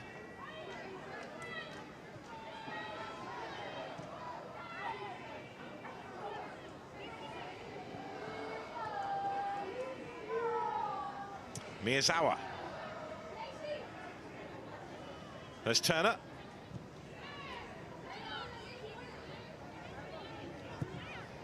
Letizier looking to drop that in behind for Riviere to give chase, and it's gathered by Sophie Bagley, who's having a good night. Very, very good night. She did really well there. I thought Riviere did well. This is where United have to play. They have to play in those wide areas, and the full-backs will give them that width. Riviere does well. It's a good ball in, but the Brighton keeper did very well to come out and collect it. And a battle for that #1 spot with Nikki Evrod at the moment. Bagley has the #1 spot, and tonight we've seen why so far. JC. That's Toon. Toon again. Galton. Blundell's on the outside. Options in the box for United, and you know who is there again. Yeah, really good. No United players run across her, though. This is where I'd be having to go at my players. It's a really good ball in. That's all you can ask from your wide players, to get the ball in. Good play from Blundell. It needs a player to run across there. United only actually have 2 players in the box. Need to commit more players. Well, Lucia Garcia has just walked in front of us and is about to come on for United. So the change will be happening shortly from Mark Skinner. Toon. Blundell giving chase.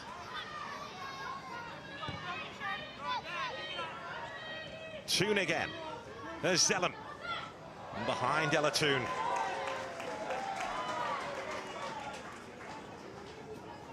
Yeah, I think Lucia Garcia going to come on. I think she'll replace Jay-Z on that right-hand side at the moment. She really enjoys 1v1 situations. She likes getting in behind, running in behind, lots of energy. Yeah, she can latch onto those long balls for United. Double change is imminent, because Rachel Williams is also getting ready in front of us.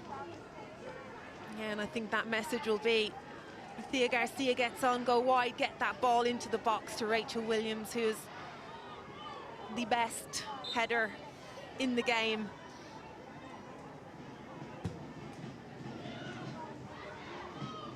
Yeah, very aggressive in the air. Rachel Williams. Give Albion something different to think about. Galton. There's Blundell. Now Ella Toon. Ball from Ella Toon, and JC tries to pounce upon it, and there to greet her was Sophie Bagley. It's a great ball, absolutely brilliant ball from Ella Toon, who just has that little bit of space and time in midfield, but what a ball from her. You know, Brighton have gone to a back 4, and I feel like Kuhlberg's just drifting a little bit too high there. I'll be pulling her back in round. But it's really good from Kuhlberg in the end, just to get her shoulder in there, and of course Bagley just to come out and collect it. As you mentioned, a great vision from Ella Toon, and execution.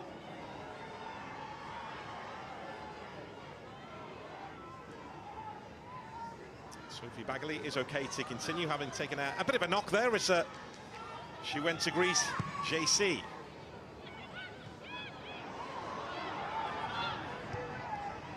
Letizier on the retreat.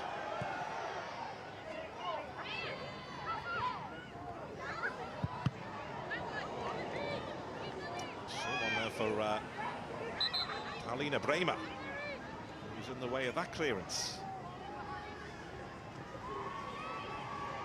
So United are bringing off Melvin Mallard, and on comes Lucia Garcia. That's the first change by Mark Skinner. Lucia Garcia on to the pitch to add to United's attacking threat. And also coming off is Hinata Miyazawa to make way for Rachel Williams. It's just like for like sub with Lucia Garcia and Mallard. And then Miyazawa coming off in that midfield area. She looks like Rachel Williams going to drop in there into that number 10 position. It's a strange one, really. I would have thought Jay-Z, if she was going to stay on the pitch, would be playing in there and leave Rachel Williams up top. Well, Williams was immediately involved there.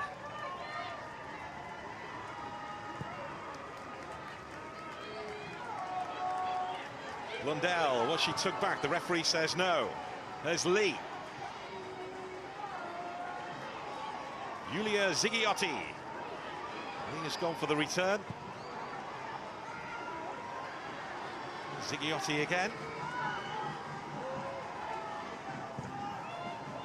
By Caravaglia, high hanging ball, looking to cause United problems. It's control from Zighiotti. She's trying to win it back, but she's lost out to Garcia. Oh, this is where Brighton need to really work, get back, get behind the ball. They've done pretty well.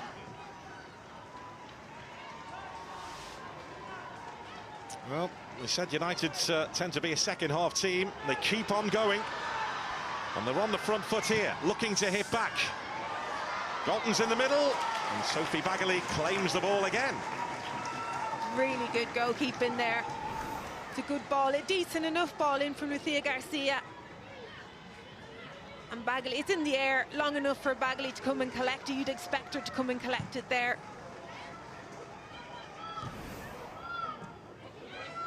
Did become a goalkeeper by chance. Volunteered when there was no goalkeeper at a match as a youngster. Do all goalkeepers become goalkeepers by chance, Emma?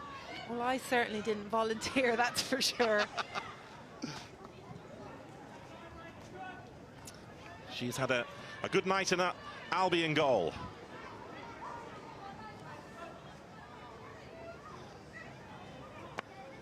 There's Turner.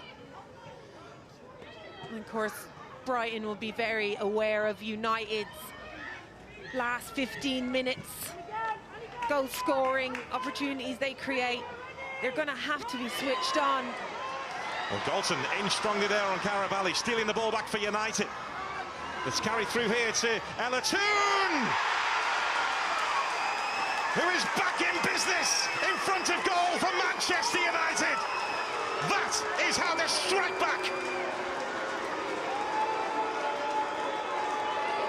Unbelievable. Great strike from her, and Mark Skinner said it during the week. You're going to see goals, you're going to see assists from Ella Toon, and there it is.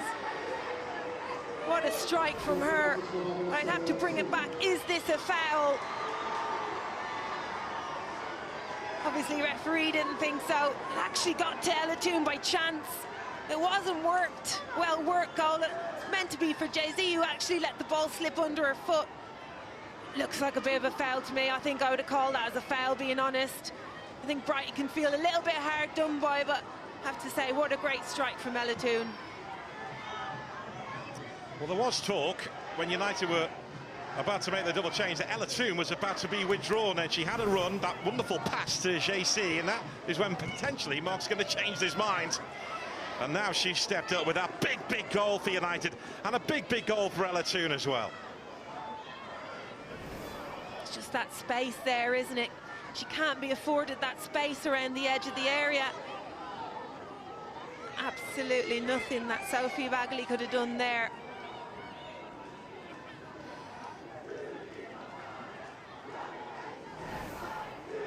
The pressure lifted, a smile on the face of Ella Toon, who just loves football. She really dislikes having a day off. When the schedule comes out for the week's training, she wants to train every single day and play every single day.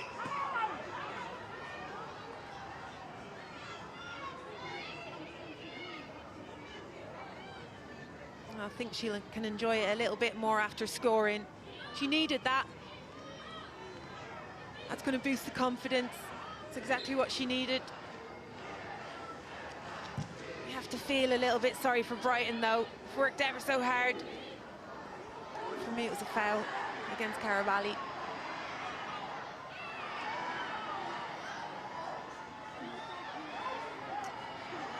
Nicely done by Katie Zellum, toying with Albion.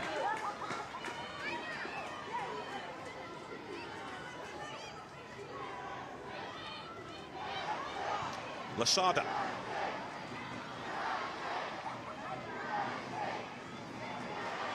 Rundell losing out to Sari.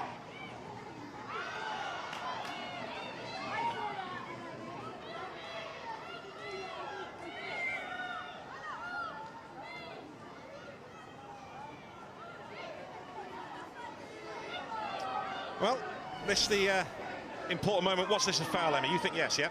I think it was. I think she caught her. But do you know what? It's one of those, it's a 50-50. Referee makes the decision, and you can't take away from Ella Toone. What a goal she scored there. Tooney's back. Was she ever away? You just sense that's a big moment for her and for Manchester United. Oh, you can just sense it down on the pitch. They've got much more confidence. I feel like they're confident they're going to score again. Galton. JC. Lovely ball back to Galton, but she just runs out of pitch.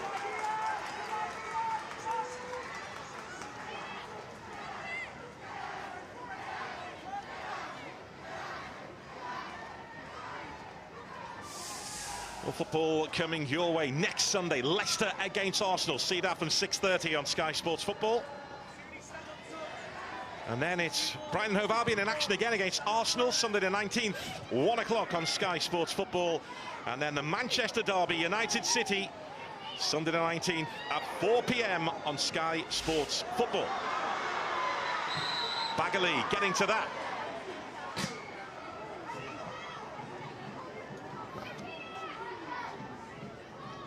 Really good starting position from Bagley there to come out and clear it. It was offside, but still got there first.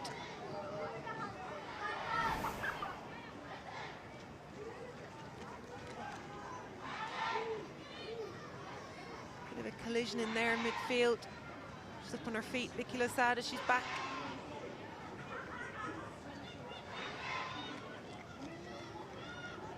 Yeah, Rachel Williams making her presence felt.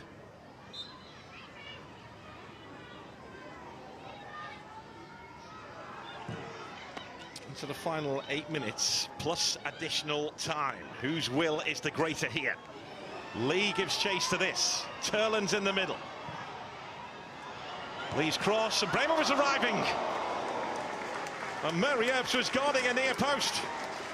It's a save. It's a great save from Mary Earps. It's a great ball in from Lee. What a ball to the back post. Bremer's there. Just gets a toe in it, Mary Earps.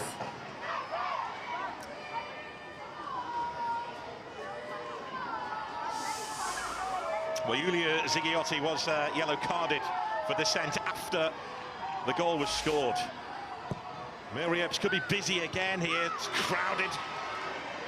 Bertrand was beaten to it, and Mary Earps, was she helped out by the goal frame?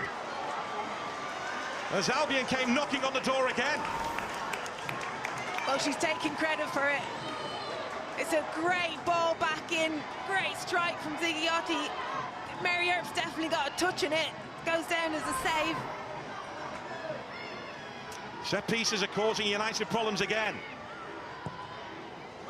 Again, it's dropped right on top of Mary Earps, who looks to take command inside the box. Back in by Zigiotti. Turner sticks out a boot. There's Katie Zellum, the calm head in the chaos. The referee has brought play to a halt. Yeah, I think it's going to be a free kick out for United. Elizabeth Turland in there.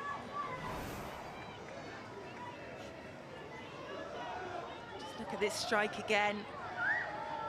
She really has to watch that, doesn't she, Mary Earps? She does really well. Difficult ones to deal with, to be honest. They're in the air a long time, just dipping in. Big hand from Mary Earps. An awkward one to deal with. Albion are rising up again here. There's Lee. Sari on the outside, plenty in the box for the home team. Sari digs out the cross, but far too close to the United keeper. Yeah, you can't put that ball in there, and keeper like Mary Earps or Sophie Bagley will come and just collect that easy. But it's good play from Brighton. It's very positive, winning that ball back. They're getting into good areas. They've responded well to United's leveller. There's JC. Driving at Albion. And United will settle for the corner. JC does really well. This is where I think she plays, and I think it's her best position, playing a little bit out on the right. She's got a really good pace and drive.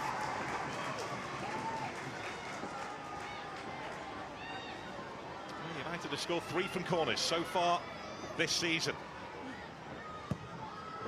Katie Zellum standing over that towards the far post, and Williams, who's really aggressive in the air, tried to make that hers. Brighton are really open at the back post there. You can see Leah Galton just pinning in Sophie Bagley in there. Just a really nice job, because keeper finds it very difficult to turn out and get to that back post. A narrow miss from Rachel Williams. Nikita Paris is ready for action. Again, a sign of United's strength in depth. There's Sari. The door slammed shut by Turner. Ella Toon.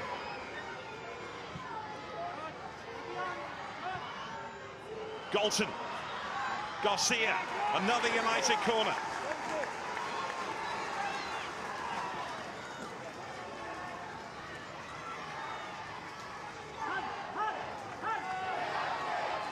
Albion looking to keep their focus and concentration here as United close in. Well, they have to be very careful of Rachel Williams, and at the moment they've got Lee on her. Sent in towards the far post and towards Williams again. There's Forrest Dotter.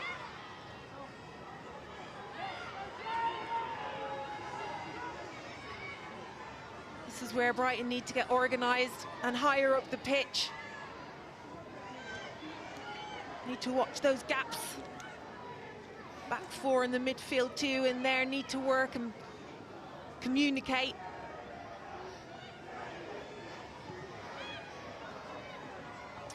Albion with the long-term aim of becoming a top 4 club in the WSL. They're going toe-to-toe with United here. And Lee, and lovely spin to move away from Zellum. Sari's to her right. Here is Sari. Sari goes for it, and Mary Earps with a brilliant save. It may just save Manchester United. What a save. What an absolute blinder of a save. Really good play from Brighton, really good play from Lee. What a turn from her in midfield. Perfectly weighted ball out to Zari. Does absolutely nothing wrong, but you just have to talk about that save from Mary Earps. Unbelievable.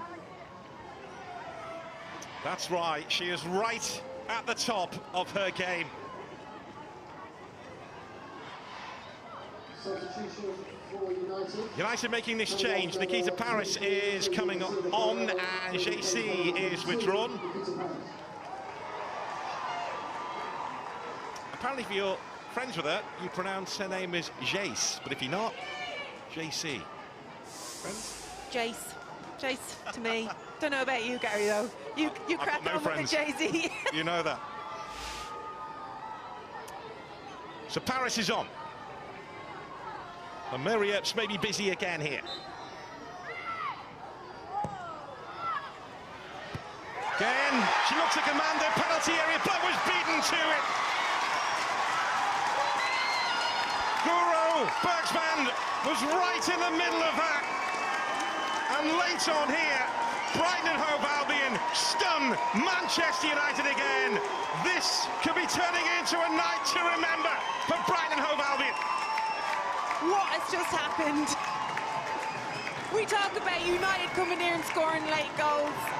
What a header! What a header from Guro Bergsman. Great ball in as well. They've been so dangerous from set pieces all game. It was only a matter of time, really, wasn't it?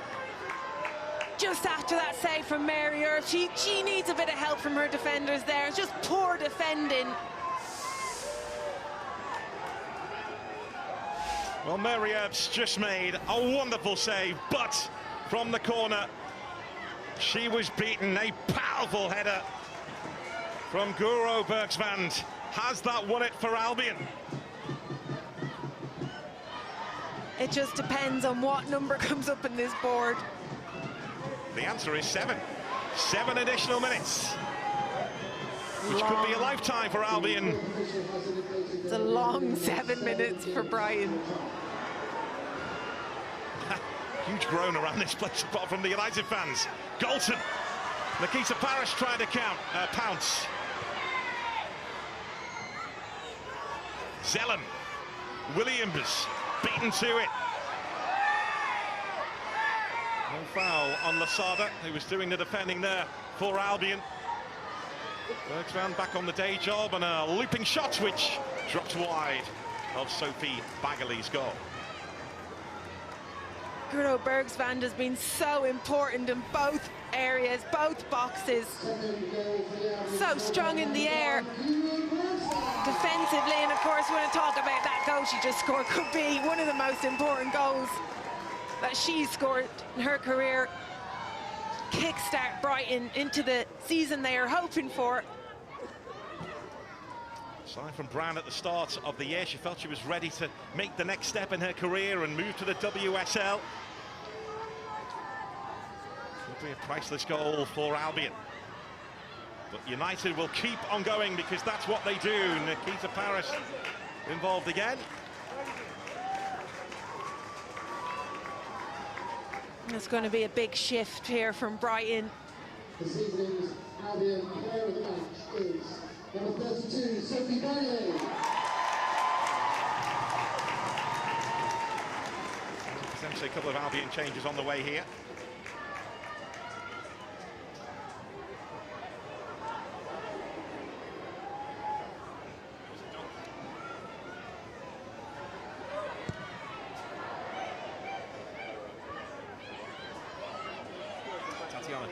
Pinto looks like she is about to enter the fray. I do think it's quite brave from Melissa Phillips again. Pinto is a playmaker. She's good on the ball, but a luxury player to have, really. I would be backing up and just defend. I'd be parking the bus right now. Parking a fleet. There's Lee. Trying to link up with Turland. Lee Menwen will be coming on shortly too for Albion. That's the double change, which is happening shortly.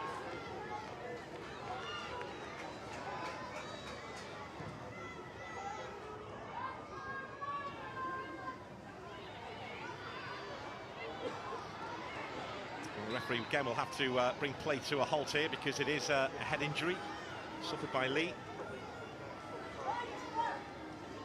And how good has Lee been since coming on?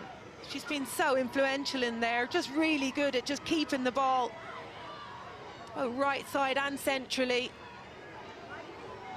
Such a good player to have, bring off the bench.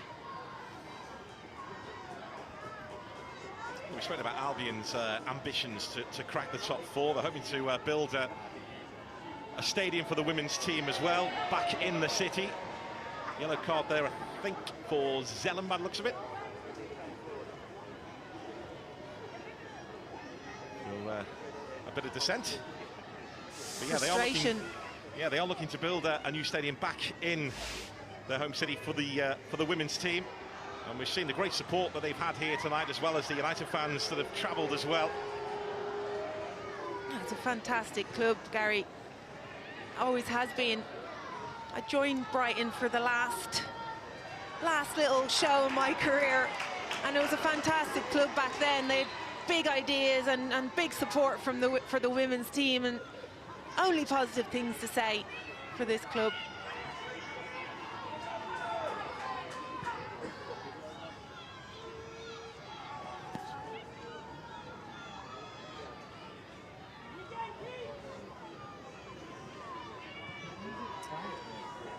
Well, what do United have left in the tank here? Time is ticking away.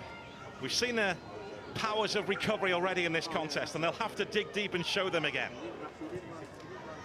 Look at that space on that side. Emma Kullberg does well to get back, but there's a lot of space out there. It's what United should have been doing all game, getting on the ball, getting it wide, asking their fullbacks to get high. Hannah Blundell hasn't got high enough for me this game. One of those ones that they can look back on and say, what if?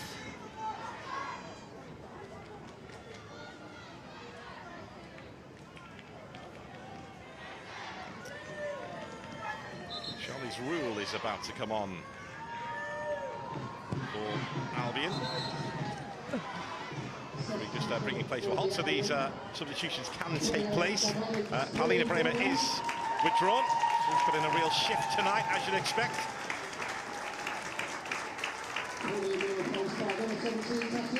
Pinto comes on. Yeah, Bremer's been very, very good. She's really good in the press, very strong, very physical player. So on comes Charlie's Rule, and it's Yulia Zigiotti who is withdrawn. Yeah, another player who's put in a major shift. Thought she had a good game as well. Really good defensive duty from her. Lots of energy right till the end. Into the final minute of additional time, but we will get extra additional time because of those substitutions. Still time for United to hit back, but it has to happen quickly. Wayward from Caravalli. There's Garcia. United need a hero here. It's a great block. Great block from Pinto there. Blundell. Very deep, Brighton. 4 in the box for United, all waiting for the cross to come their way. It's Turner who's gone forward here with that header. It's Turner again.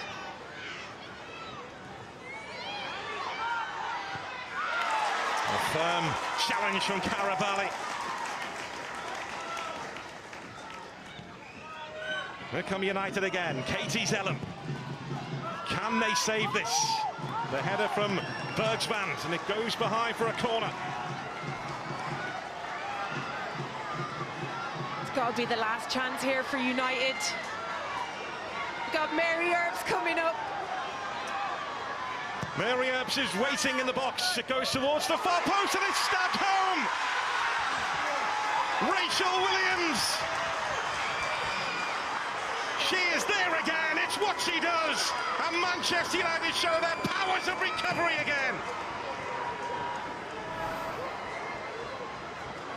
Absolutely heartbreaking stuff for Brighton, though, you've got to say. It's actually Terland who let her go. She just completely switched off at the back post. Actually, Brighton player that flicked it on.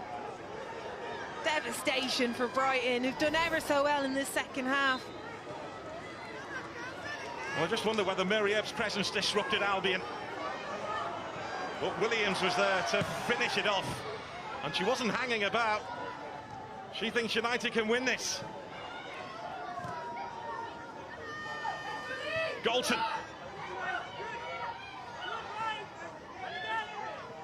Caravalli.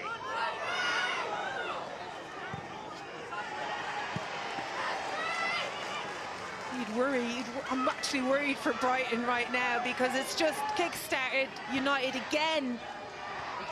Just seem to have that, whenever they score, they have that energy, but it just drops off. They don't have time for it to drop off.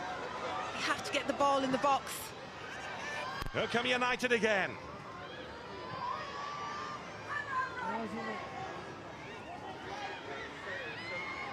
Riviere.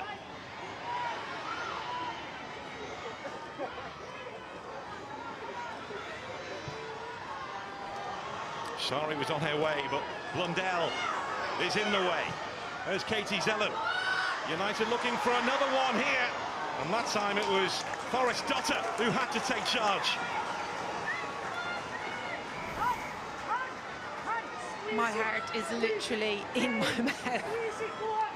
It's on the 99th minute. And we said the last corner was the last chance. This could be the last chance for United to win it. Well, Mary Epps has stayed back this time. Harris at the near post, it goes beyond her. Williams again trying to attack it. Turner likewise. Hooked away by Carabali. That's it.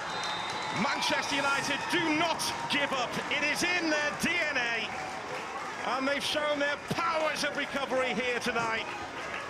Rachel Williams with the last gasp leveller from the bench. She's written that story before.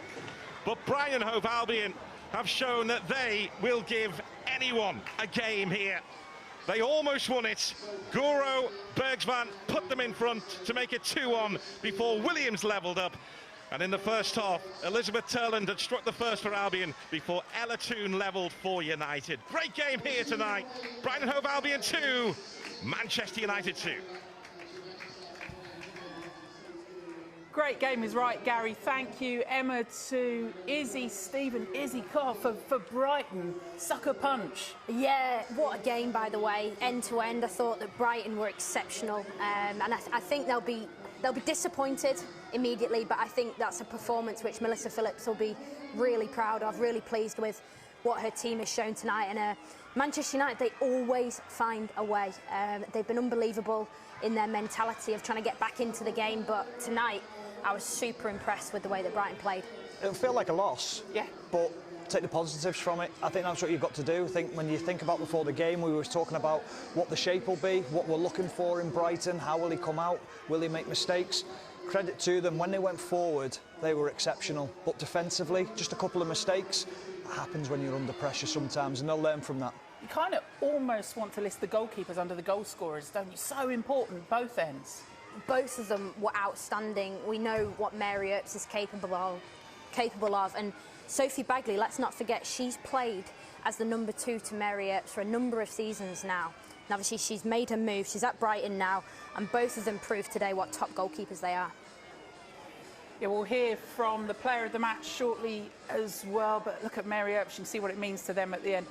When you've got Williams on the sidelines and you're seeing her as the opposition, is that little bit in you thinking, oh, here she goes again? Yeah, quite possibly. You're always on your toes, aren't you? Worried about substitutions that can come on and have a huge influence in the game. And I think even her mentality now will be, get me on that pitch, I'm in great form, I'm capable of getting goals. If you give me the right delivery, timing of the run was perfect from the corner. Brighton will be disappointed, but when Manchester United know when they're bringing a player on of her quality, that she can get on the end of things. If you are watching us on Sky Sports Showcase at the moment, you are going to leave us in just a bit, but do continue to watch reaction from here on Premier League and on football. That match then rounds up the weekend's results. The weekend we started with you on Saturday lunchtime, that 6-0 win for Chelsea. Arsenal beating Manchester City late on. Late goals are plenty, actually. Liverpool 2-1 winners over Leicester. Tottenham held 1-1 by Everton. Bristol City with their first points of the season, beating West Ham 3-2. And 2-2 tonight. Goals guaranteed in the WSL. Here's how your table looks at the end of the weekend then. Chelsea top of the table after that 6-0 win. Manchester City dropping vital points. Manchester United in 6th. Brighton, with those first 3 points of the season, sees them in 9th. Monday night football coming up then. Off to Spurs against Chelsea. The build-up from 6:30 for that one. Reminder to keep watching us then on Sky Sports Football and on Sky Sports Premier League as we hear from the managers and reaction from that 2-2 draw. Brighton rocked United, but they came back at them.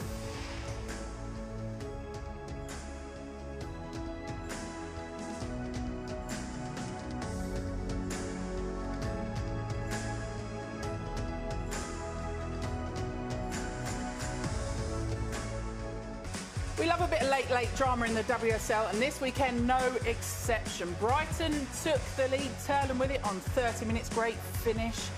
Galton's desire, Toon involved to make it 1-1. Bergsman with a late header, thought that Brighton had won it before Rachel Williams did what Rachel Williams does. 2-2, that one finishes. Brilliant match of football. Look at the expected goals for Manchester United. Possession as well. They were certainly way up on that in the first 10 minutes, but they leave it late, do United. Now, 8 goals in those final 15 minutes of matches, more than anyone else in the WSL this season. The all-important goal, though, from Rachel Williams, and she joins myself, Izzy Christensen and Stephen Warnock. Rachel, I said you do what Rachel Williams does. Have you trademarked those late goals yet? I'm going to have to, yeah, because it's becoming a bit of a habit for me, and to get out there, I'm itching to get off the bench and just help the team, and tonight, again, it's paid off. When you say itching to get off the bench, what's the instruction from the gaffer before you go on? Go and score? Well, again, you'll get your information. It was to go 2 up top and just get the ball wide, get crosses in, and just get your head on the end of it, or anything on the end of it. And well, I think it come from a set piece. Actually, I can't quite remember. It's all a bit of a blur, but yeah, I've got the goal again. Do you want to have a look? Shall we show you? Here is your goal in all its glory. We said, oh, here comes Mary Earps. Is she going to cause distraction? What happens next? There I am, popping up. Mary actually came running up. She was a bit aggressive, actually. She was like, Rach, get on this. And she said it was a luminous screen that dazzled everyone, and the gap was there for me to tap in. Rach, Izzy here. On a serious note, what did you think of your team's performance tonight? I think we've started well. We've come back from the international break. We've dominated that first half, and you've seen there with the stats, we have to take our chances. We've made some great passage of play, got crosses in the box. Galton's had a great header as well, but we've got to finish them chances. Rachel, it's nice being known as the superstar, but are you going to be knocking on the manager's door now, wanting to start the games? Always. I keep trying, but no, that door's firmly locked. What's he asking I'm happy just to be... Sorry, what's he asking you to do then to get in the team? What's he asking for you to give more of? What do you think he's wanting from you? Oh, well, good question. I don't know. I think I just have to just keep doing what I'm doing in training, and then hopefully he'll give me my chance. But at the minute, I know my role very well. I'm here for the team every week. I'll train hard with them. I'll prep our girls in training, knowing that if you're training against when I'm being my best, you're only going to get better yourself when we're out here under the lights tonight. So again, like I say, the manager, the staff, everyone, they know what they're doing. I fully believe in them and trust them, and we move on to Everton now for our next game. Rach, you're a seasoned pro in the WSL, and you've been doing what you do for many years in this league. Are you, on a day-to-day basis at the training ground, giving advice to younger players, or are they coming to you, and what's your role sort of look like on a day-to-day basis? Exactly that. Like you say, I'm a seasoned pro. I'll come in. If, you know, we had a bit tired legs, I'm probably the class clown, getting the girls to enjoy it, pick it up, enjoy training, and take me hat off to Tooney tonight. I thought she had a great game, and she banged on like that in training yesterday. I said, see, Toon, you just got to keep doing it. Hit them shots, they'll come off, and I absolutely made up for it tonight. And that's what I'm there for at training. Anyone needs any advice, even the new girls to our team, to the league, just come and have a knock on my door for once, and I'll give any information that I can. Sounds like you're playing a vital role. I was going to say about Ella too, because we saw maybe some frustration from her. What's it been like? You say that you've been telling her in training, just keep trying it, keep trying it.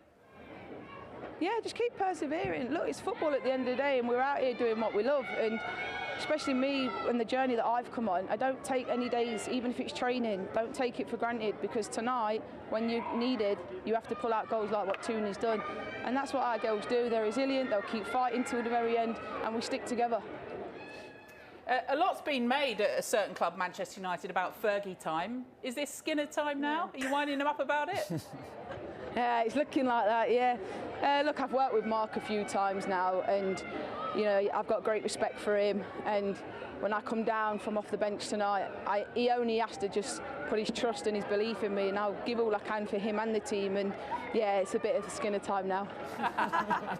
You go enjoy the trip home once again with another goal in your back pocket. Rachel, thank you so much for coming on. Cheers, thank you. Let's have a little look then at Skinner time. She does it time and time again. What is it about Rachel Skinner that just makes this happen?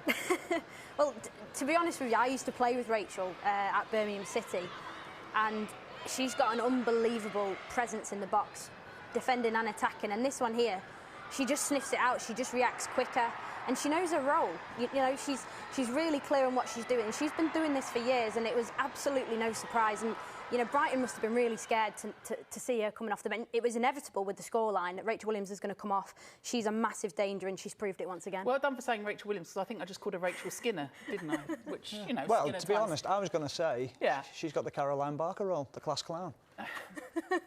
We'll let that one settle. This United side, did they deserve that at the end? I didn't deserve that. Did they deserve that? Listen, I don't think... The reason I asked Rachel about the team's performance, because I didn't think United were at their best, but I think it was because of Brighton. And I think the way that Brighton played, how organised they were... Emma Byrne mentioned it in commentary, which I thought was an excellent point about the shift in formation that Brighton did throughout the game. And I actually think massive credit needs to be given to Melissa Phillips and her coaching team for the way that she set up pragmatically, stopping Manchester United in the key areas. Listen, we were saying off air, this has been a tale of two goalkeepers. Mary Earps and Sophie Bagley, they've both been absolutely exceptional. So you could say on another day, better finishing required.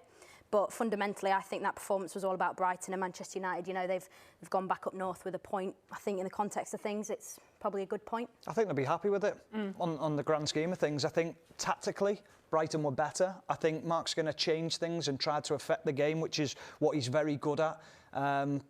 Like as he says, the finishing has to be better, and would that have swung the game? But take nothing away from both goalkeepers. Should go back to that first goal, Turland as well. Saying she's been doing it all season as well, just so composed in front of goal. I absolutely love this goal for a number of reasons. I think that in football we speak a lot about pressing, but for me it's always the question back, well, why are we pressing? Number one is to win the ball high up the pitch and stop the opposition from playing. Number two is press high to win and to create a goal-scoring chance.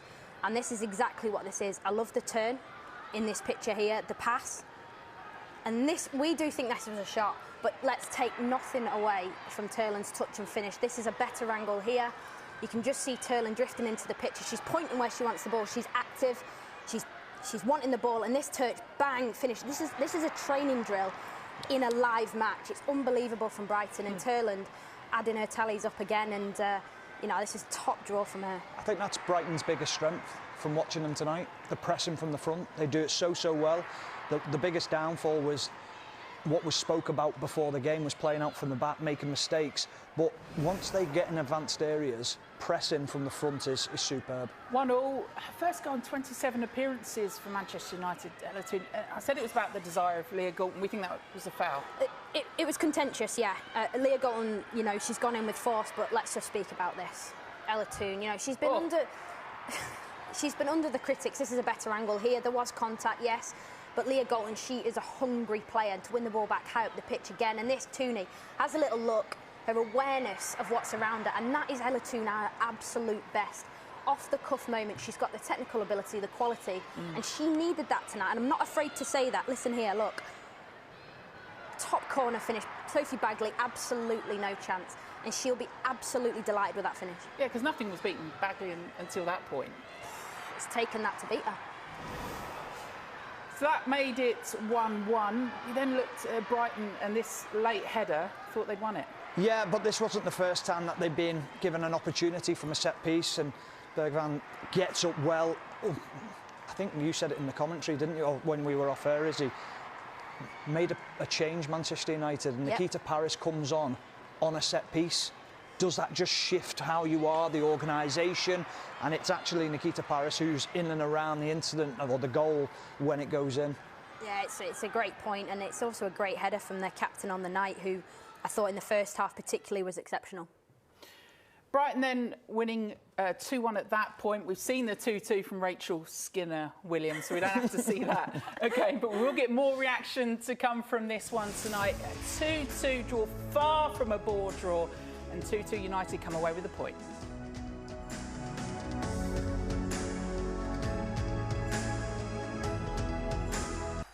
Brighton have stopped a run of 4 home defeats in a row in the league, but could it have been so much more? Let's hear from Melissa Phillips with Johnny. Mel, I imagine a lot of emotions running through your veins after that. What was your take on it all? Yeah, look, I'm immensely proud of the group. I think at 1-1 we probably would have taken it. It's a little bit disappointing to concede late when we've gone ahead, but you know, set pieces are important, and as good as we've been on that side of the ball with set pieces, we have to be a little bit better with defending them as well, and we know that. But I think in terms of growth in performances, there's a lot to build on at the beginning of a really tough block, and I'm proud of the group. Yeah, do you feel they showed a lot of resilience early on? Because it was a tough maybe 15, 20 minutes, but then with a really good press, you managed to find a way of taking the lead. Yeah, look, I think the shape that we played in the first half, it worked at the start of the game because we really did rattle them, and obviously, like you say, that's how we got the goal. We had to weather a storm, which I think is always going to be the case against top teams like Manchester United. We did that. Really important that we went into half-time 1-0 up. We changed our shape in the second half, and I think it negated a lot of their opportunities from wide areas. So the adaptability of the group, like, we can take a lot from that tonight. Manchester United's equaliser obviously came over from a turnover in possession as well. Was there perhaps a touch of a foul in that? What was your view of it? Yeah, look, I do. Jordan obviously cut the ball, and she takes contact, and the ball pops out, and I do think it's a foul, but ultimately that's how the decision goes. And look, the goal is class by 2, and she puts it in the top corner. Given what's gone on before as well this season, to finish as strongly as you did and then to get that second goal, you must have been really pleased with that.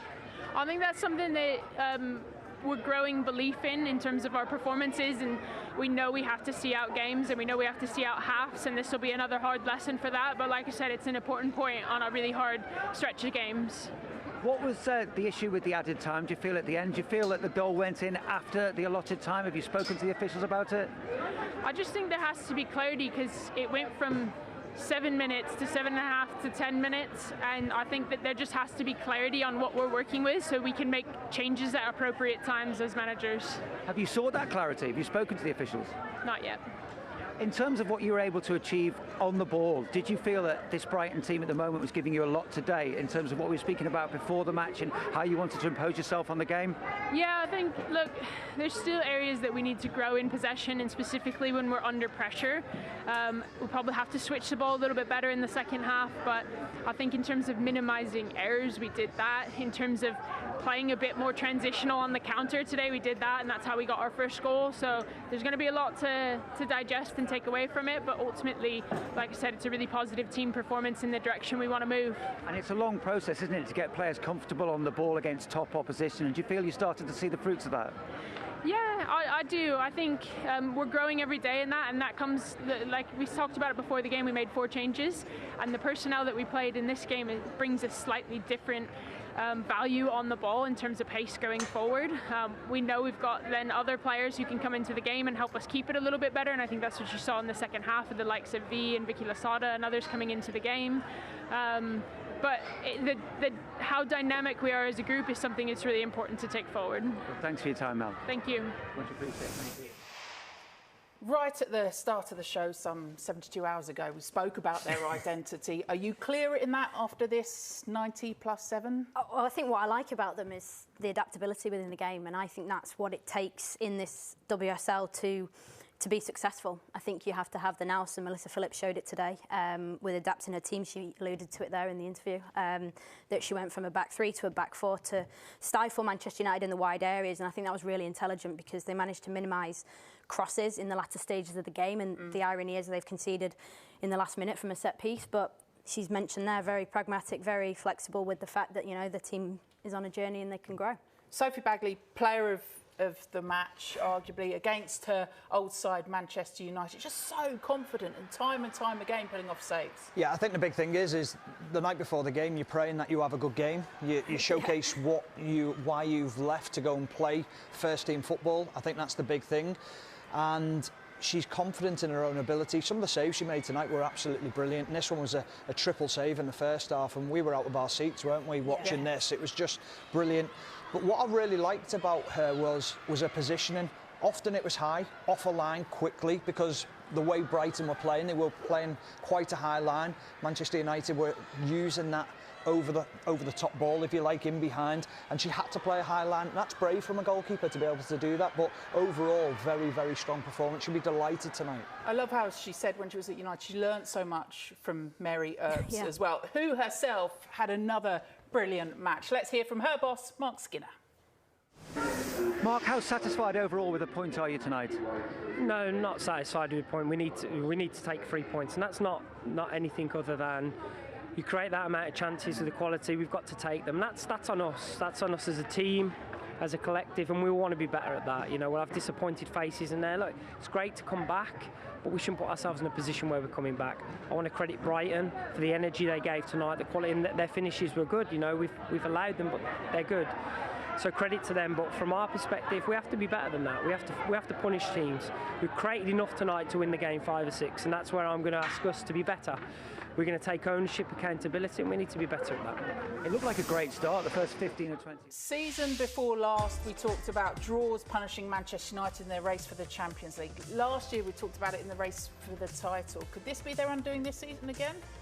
You certainly look at fixtures like today, and listen, he's spot on with what Manchester United didn't do today, but I also think Brighton exceptional, but could be, you know, come the end of the season, you know, might look back on that result and be like, that is one that's potentially stopped us from achieving our goals. He's got very high standards, hasn't he? You can see that in the interview there. The first question straight away. Satisfied with the point? Absolutely not. And I think that's the mentality that you've got to have if you want to be pushing at the right end of the table. But however, I think sometimes you've got to step away and go, we've got to hold our hands up tonight. Tactically, we went up against a very good team. Huge results this weekend. You saw there Bristol City off the bottom of the table. That's a result of Aston Villa's defeat against Chelsea that sent Chelsea top, and Bristol City beating West Ham. You can see the goals from all those games across our social on Sky Sports online as well, and that's where you can hear more reaction from the all of this weekend. Right, here's what's coming up then. Thank you, Izzy. Thank you, Stephen. Monday night football, Spurs against Chelsea from 6:30, your Premier League action. The WSL over the next few weeks, we've got Leicester against Arsenal. Big late win for Arsenal against Manchester City this weekend. They go again against Leicester November the 12th. Then we've got a double header for you, Brighton against Arsenal. Again, what Brighton side will come out for that one? That's November the 19th. We're on air from 1 o'clock from Old Trafford before the small matter of a Manchester derby. Manchester United against Manchester City. So plenty more reaction then to come across Sky Sports, and have a look on the website too for reaction to Emma Hayes and the announcement that she's leaving at the end of this season. In a weekend full of headlines then, in the WSL, it's never too many. Good night.